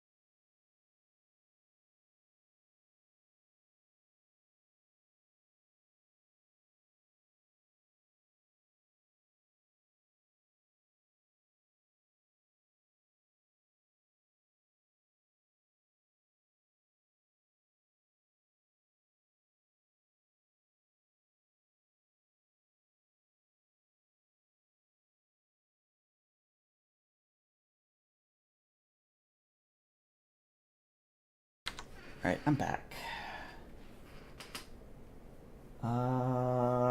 Let's see what's going on in the chat. Anyone know which system they're using on Roll20? What do you mean, Anon Soup? Do you mean like for the rolls or?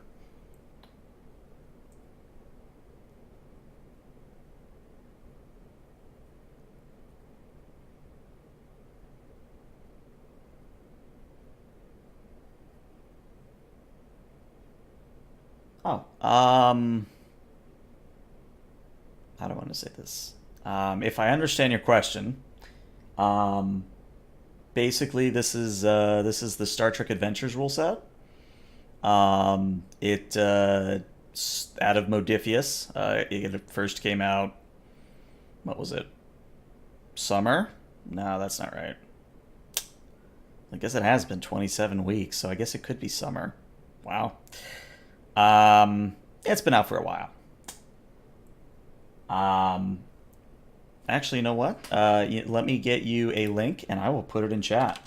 I have no problem shilling for Modifius. Let's see. And there you go. I'm back. Welcome back. Happy to be here. Let's see. I think what happened, Locke or Jester. I think what happened is Nightbot doesn't like links. Yeah. You know what? Let me just go ahead and mod all my players because I should do that anyway. So let's see. Makes sense. You don't want people spamming other things, but yeah. Right. All right. So you should be one. Where is the captain? There's the captain. Okay, and I think you're the only two in chat, or at least the only ones I've seen so far. So you should now have a lovely sword.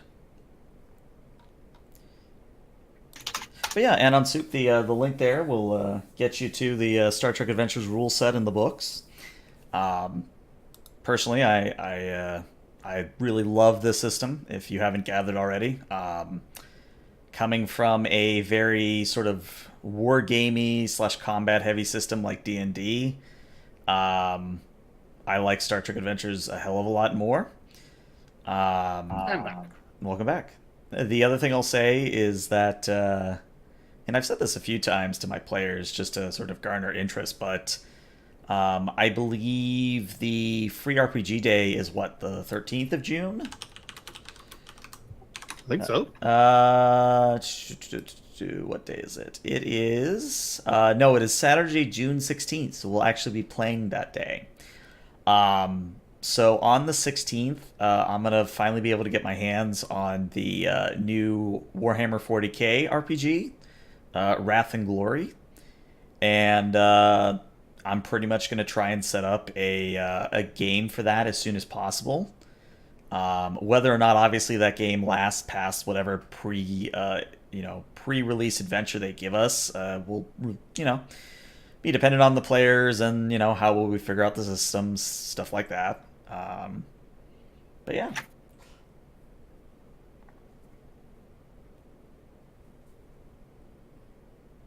Sure. And if you're interested, and on Soup, the best way to keep track of that is I more than likely will be tweeting the sort of Google form I'll have for that sort of thing. You could find it on my Twitter. You could probably find it on Reddit RLFG. And I'll also probably post it on 4chan's TG's Game Finder thread. I'm very much an equal opportunity site user. As long as you're coming to play a game and have fun and not be an antagonist, I really don't care what sites you visit. But yeah, is everyone back at this point? I believe so. Okay. Let's see. I know Skull's here because I heard him a few seconds ago. I think. Yeah, I'm here. Okay. Locke, you're here. Yep. And Maddock, are you You can here? by Kitty, I can leave. We might be waiting on Maddock. All right. Well, we'll give Maddock a few more minutes. Sorry, Mike is muted. You're back. All right. Let's get rid of the big BRB then. Okay. So, those of you back in the cloaking bay, the way I had initially arranged this was it was another extended task. However, since So a single roll. yeah, since you basically brought the section of the Ophion with you, as opposed to just like a shuttle-sized away team, I'm only gonna have you do like one roll only needed kind of a thing. Like you only need an overall success for this to happen. But I am going to up the difficulty. So the task here, and Locke, you can assist. Really, you're going to get a lot of assists here. The task I had in mind was a daring or control plus engineering. But I will take arguments for science. I will take arguments for security, things of that nature. So let's break down who's doing the primary role and who's assisting with what. So imagine I'd be either Maddock or I that's doing the primary role. Mm-hmm. As the scientist, I imagine I'm like more assisty and supervising and less actually hooking things up. Well, it is up to you. Maddock, up for the taking primary. I mean, either way works. I think our score's the same. All right, I will have. I'm a Boolean. Booleans only always assist. And if I didn't say it already, the difficulty here is a 5 overall. Ooh. Damn. So Yeah. this might be a good time for determination and/or giving me some threat. Have any good values? Nothing better than practical experience. Do you have another one? Understand technology better than people. That I will allow. All right. I'll spend it if the dice do shit, but I'll give you 6 for 3 dice. Okay. And you said control engineering or Daring or control. 14 threat. This is fine. This is fine. I mean, that's not even including, how much threat I start with. So, alien tech? alien tech would apply, and you know what? This is a good time for me to be a little bit of a dick. Complication range is now 16 to 20. So I can succeed but still fail Yeah. or still get Yeah. complications. Oh boy. Control engineering, get that started. And then Locke's assisting. Who else is assisting? Is their ship Xenixia. assisting? Xenixia can assist. All right. Is their ship assisting in any way? I'm going More to say importantly, no. okay.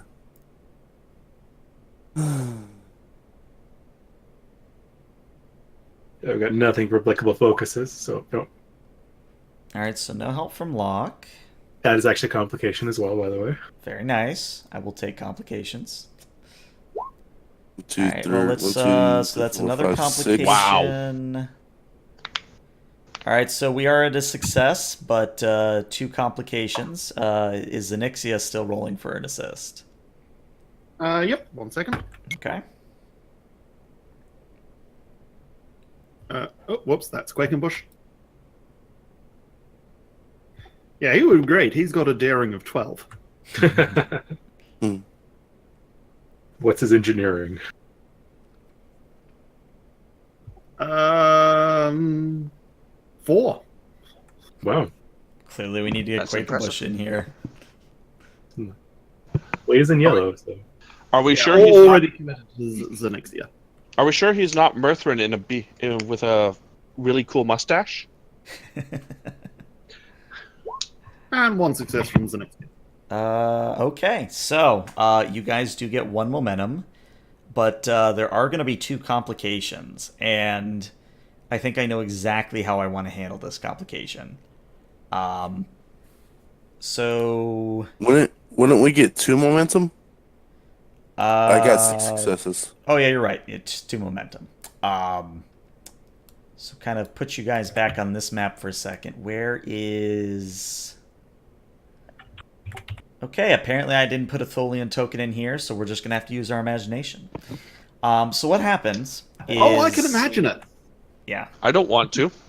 So what happens is you get the cloaking device up and running, but in testing it, in activating it, what happens is it sends out a very, very strong signal pulse, almost like a sonar ping. It's very noticeable, and it would immediately give away your position to anyone nearby. And even with the sensor dampening effect of the nebula, you would detect on the Ophion, or the Ophion would report to the captain and the rest of the away team.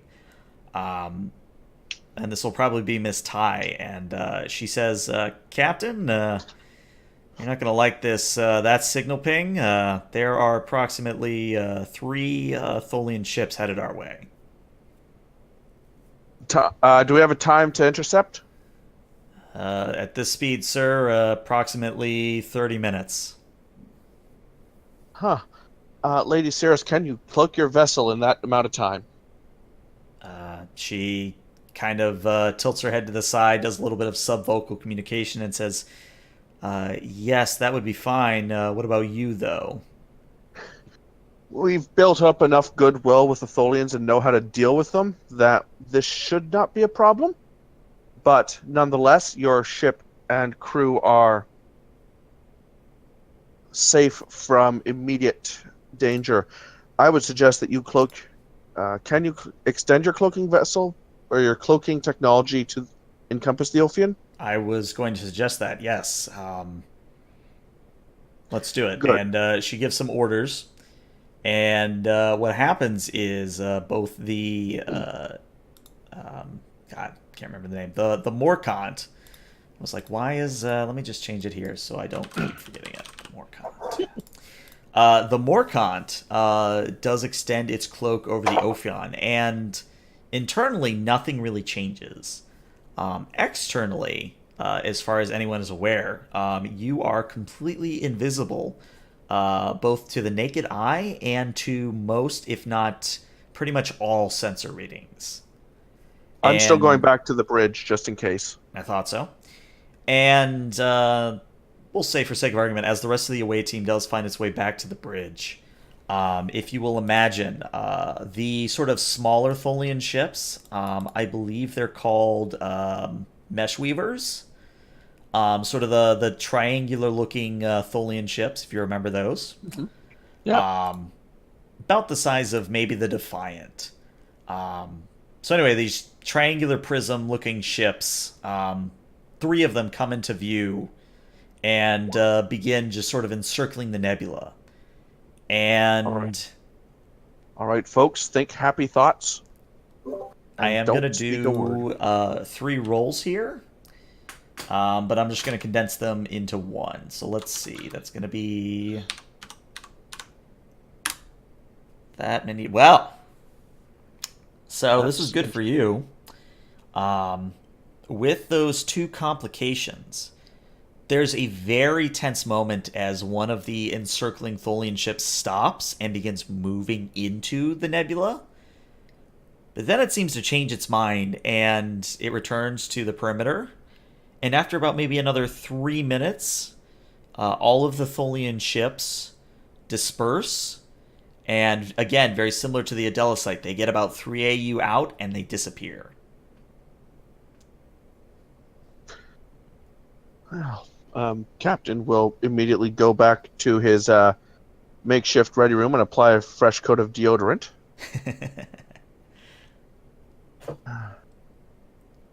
All right. Matic Luck, is there anything else that the ship requires? It is badly in need of a whole bunch of other supplies. It's like they've been running blind and haven't resupplied and restocked in quite some time. But there's only so much our ship stores can provide. Agreed. If we can at least replicate some very basic rations for them, that would probably go a long way for... Actually, no, let's give them some decent a base supply of engineering components. Do we want to leave them with a replicator, perhaps? Or That might be a little... That goes against That goes against our rules of trading with unknown first contact species.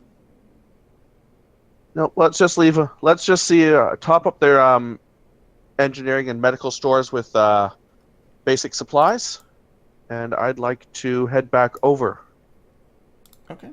So actually, the Lady Saris will meet you like halfway across the gantry, and she'll say, Captain, it's good to see that we survived a potential encounter. I've brought for you a list of things that you may be interested in receiving as a reward for your assistance. And she hands you a pad. And of course you can suggest other things, but on the pad are, in no particular order, schematics for their transporters. So literally from the ground up, how to do shield-piercing, multi-light-year beaming transporters. There are schematics for the cloak that you literally just repaired. There is information about Tholian space. It's kind of a blanket description. It doesn't really say what sort of information, but it is listed. And then there's also an extend of the sort of what she offered earlier, where she will have her ship follow in the Ophion's wake in case they need help against the Tholians for whatever needed, or for whatever reason might be the case. Very interesting. Okay. Just a brief looking over their transporter tech. Does it look compatible with our existing systems? So the closest thing, what's your engineering score out of curiosity? I believe it is a 3. Let me look. Engineering 3. Okay. So then you're going to know that the Dominion have very similar transporting technology in that they can extend or transport over extended distances. However, the only shield-piercing cloak that you're aware of is the Borg. So this is sort of combining aspects of both Dominion and Borg transporters into one. Okay, that I is... think I'm beginning to understand why the Tholians are so scared of them. Mm-hmm. Me too. Okay. I will graciously accept the... I believe that the transporter technology would be the most useful. The ability to transmit over extremely long distances and through shields. I can think up several tactical scenarios where that could be useful. All right. Is that all you're taking? That's the first one. As awesome as cloaking technology would be, it is against Federation law, so I don't even want to be caught in Tholian space with that. So I'm going to leave that back to them. Mm-hmm. If they want to share it with Starfleet, if they ever reach to the Federation, well, that's a different chat, but don't want to be risked with that. Okay. Yeah, that's a good point. Like, I'm pretty sure the treaty doesn't say anything about accepting technology from other species that have cloaking devices. Probably not, and it wouldn't surprise me if, that Starfleet I mean, the has... Romulans would probably argue for it, but... And I'm betting that in some storage closet on some backwater planet there sits deep in Federation space, there's at least a good 100 or so cloaking devices just waiting to be deployed should the treaty break down. So, yeah, I'm sure the Federation has them. They're just not allowed to deploy them. I mean, if the Pegasus, I think it's the Pegasus. Yep. Sounds right. Yeah, if the Pegasus is any indication, Starfleet is actively still working on, Cloak. Yes. yeah, that's awesome. Yeah. Yeah. While we're making our first cloaking device, not even trying to replicate a Romulan cloaking device to try and see if we can get the principle, let's just make one from scratch, and at the same time, let's try to make it phase out of reality so it can fly through planets. Well, regular cloaking technology at that point would be a couple 100 years old, so... But why, says the one Vulcan on the research team. Because that would be awesome, said the humans, giving each other high fives and slamming 24th century cans of Red Bull. I'm sort of reminded of the green text where it's just this exasperated Vulcan going, they're adding more nacelles. Why are they adding more nacelles? Because they look cool. But anyway. Okay, you have to understand. This is a species where if you give them 2 warp cores, they don't experiment on one and keep the other as a backup in case the first one breaks. This is a species where if you give them 2 warp cores, they ask for a 3rd warp core, daisy chain them all together, punch a hole into an alternate universe where humans subscribe to an even more destructive ideology, blow them up because they got offended about that, then punch a hole back into our universe, and while they're doing it, they turn a sun into a Taurus because that's what the original experiment was about, and they didn't want to waste a trip. That sounds oddly Getting off topic. That happened, by the way, and they did turn that sun into a Taurus, and no one knows how. cool. That sounds actually quite accurate, yeah. That sounds like a cool story, and you'll have to send me a link through Discord after this. Yeah, I I'll find will. the green text. I have the Tumblr post screenshots sitting on my computer. Cool. Sorry, back to technology. So Yes. there was the cloaking device, there was the transporters, and there was them following behind us. There was Maps also of Tholian space. Yeah, maps also of Tholian. Tholian space data. Yeah. I would certainly appreciate the Tholian space spatial data, and if their ship is willing to follow us for as long as they wish, that is their prerogative. We shall attempt to protect them for as long as if we're able, but as captain, I must see to my own crew's safety first. Right. What is Skull's science score? Yeah. Skull's science score is a 4. Oh, okay. So as you I was go chief science officer before being captain. Oh, that's right. So as you go to maybe explore a little bit about what the Tholian space information is about, Lady Sarah stops you and says, "Captain, I think I do want to be clear here. If you see this data on Tholian space, you're going to be marked by the Tholians. There's no way about it. If they find out you know what's in this data pad about their space, they will hunt you down to the ends of the galaxy." I understand. And I will take the pad and put it in a lockbox somewhere. An EM field protected lockbox until I can get it back to the rest of the ship. Okay. Actually, what part of the is Maddox's lab in our section by chance? Or is that Yeah, I think there's quite a few labs in the beta section. Yeah. I'm actually referring to the one that has his AI. For sake of argument, yeah, we'll say it's in beta section. Okay, good show. Then I'll just put it in an EM shielded pouch for the time being. And then after that, I'm going to gesture for the lady to walk with me as I board back to her ship. Okay. You have been nothing but gracious and kind to us, Lady Cirrus, and I do have one confession that I must make. One of my crew is a telepath and has detected some abnormalities among your crew. Is there something, and I'm not entirely sure how to put this in a diplomatic way, but is your psychic mesh network in pain? No, Captain. I can't really say that we're experiencing any difficulties at the moment.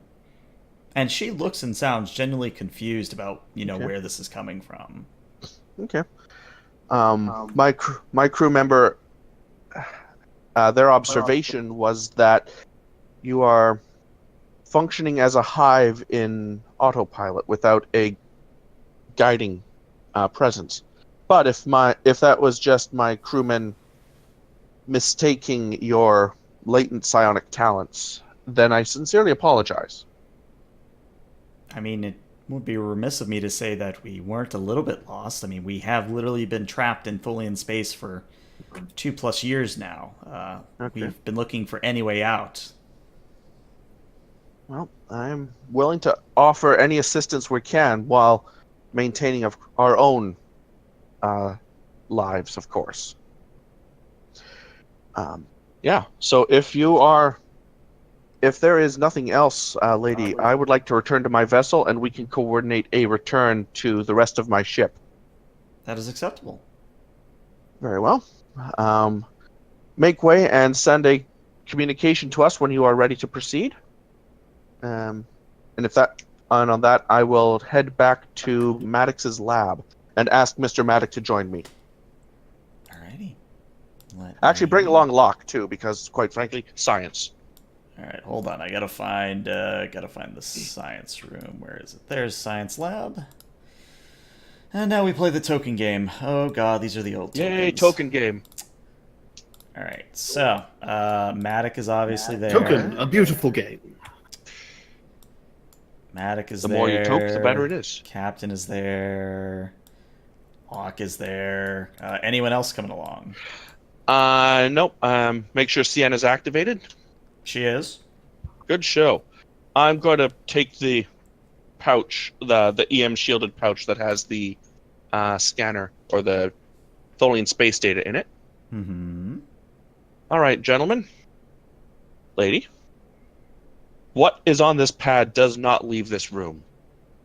If for whatever reason the Tholian ambassador decides to stick her nose in this particular room, Mr. Maddock, I trust that your obfuscation protocols will be able to bury this so deeply it may never be found. I And I'll don't see why I wouldn't be able to do that. Very well. Yeah, so here's the data of Tholian space that we have been given as thanks for our recent efforts. And officially, we do not have this data. If Sienna wishes to keep a backup within her matrix, that's acceptable, but I do not want that. I do not want this leaving our lab, or this lab, until we leave Tholian space completely. Perhaps we could localize it only to Sienna and destroy the actual pad itself and just put a copy under her memory banks. And then maybe that way there's an extra isolation. Suits me fine. I'll pass the pad to Sienna. Okay. So as she's reading the data, I'm going to describe this sort of out of character rather than via Sienna, because I think it'll be better for understanding if I do it this way. So what Sienna reports and tells you, based on what she's reading, is where to start. So the Tholians are well known for their web-like constructions, like they web ships, they web planets. But what is interesting is they also have a web that extends throughout the entirety of their space. And this web is a sort of an assemblage of subspace routes, very similar to board transwarp coordinates. And this web, this sort of how do I want to say this? Very similar to the Tetrion lattice that they used in TNG to stop the Romulans coming through. This web is also a sensor net. So whenever some intruder enters Tholian space, the subspace fluctuations from their warp field causes a strand of the web to resonate, which then lets all of the Tholians know there's an intruder, and then the Tholian ships ride one of these strands to get where the intruder is. It's very similar to like how an actual spiderweb works. And it's also probably why the Adelisite disappeared from sensors, is they literally went into one of these subspace routes. And it's also probably why they found you almost immediately after you came back from the mirror universe. So is it almost a case of, if you know exactly where the entry and exit points are, you almost don't need a special warp generator to get there? Correct. And although there is not a map of this web-like structure, Sienna will postulate, and I'll switch to in-character. Interestingly, sirs, if we were able to acquire a scan of this web, even a partial one, we would be able to avoid all Tholian detection except by conventional means. Now there's an interesting opportunity. However, it was made very clear that if the Tholians found out that we even have this position, we're dead. I would very much like to use this only as a last resort. So maintain your efforts on the quantum slipstream drive, please. Could we compare the map of the web with our past route and see if they've been purposely avoiding any of the intersections or web strands?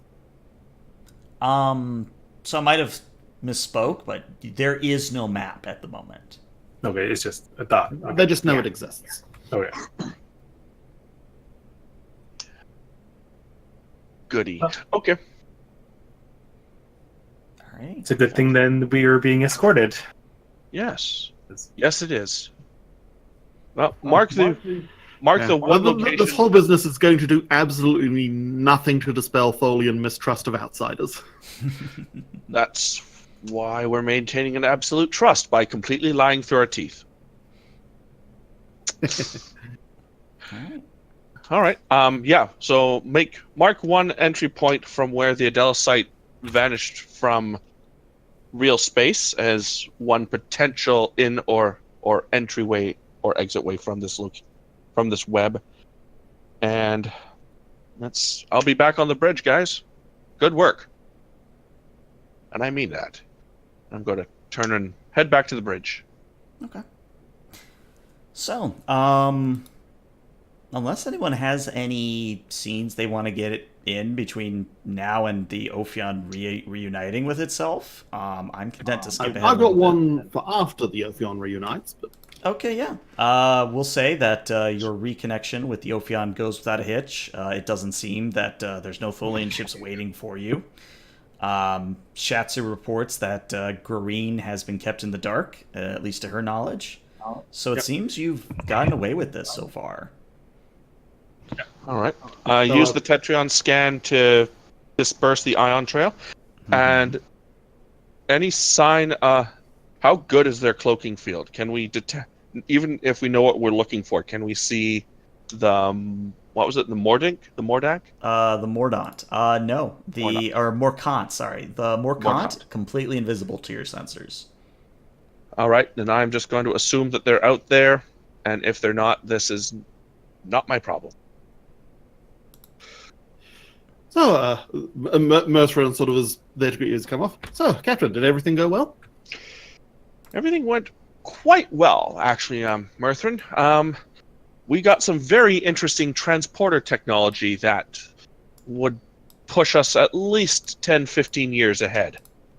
Excellent, excellent. And then he sort of grips you by the upper arms and sort of fixes you in the eyes. Never do this to me again. Do you have any idea how hard it is to keep a suspicious Tholian distracted for an entire 48 hours? I am... Merthrin, you did your duty, and did it very well. I had to program a fake bridge with a fake captain's skull when she wanted to come up and get a status report. I had half an hour to write the program. I'm sure you pulled off a very good imitation. I'm still not actually sure. She literally could have walked out of the view screen into a fake starscape. And that would have been hilarious. But I think you've earned the rest of your shift off, Lieutenant Commander. Thank you, Captain. Go and have some herbal tea, or perhaps Pinek could suggest a nice Vulcan relaxant. I will do that. I will do that. Also, by the way, Captain, Yes. it probably won't come up, but if Grareen asks, you're very eccentric and you insist on taking showers in water rather than sonic vibrations. Duh. That's how I always take my showers. Mertrin sort of stops there. Wait, seriously? How did you? How? Oh, right. You have access to my quarters, and have had to fix those replicators. I suspect that's when you noticed. What? And Mertrin sort of stops and thinks about that. I thought you just had a thing for water fountains. I'm just going. Lieutenant Commander, you're dismissed. Yep. Salute. Captain. And walks away. Alright.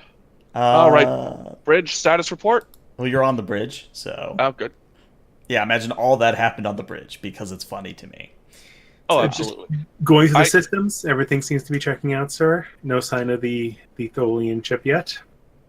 I noticed that Senior Chief Tin has not reported. Is he still trying to find a uniform? Smash cut 2.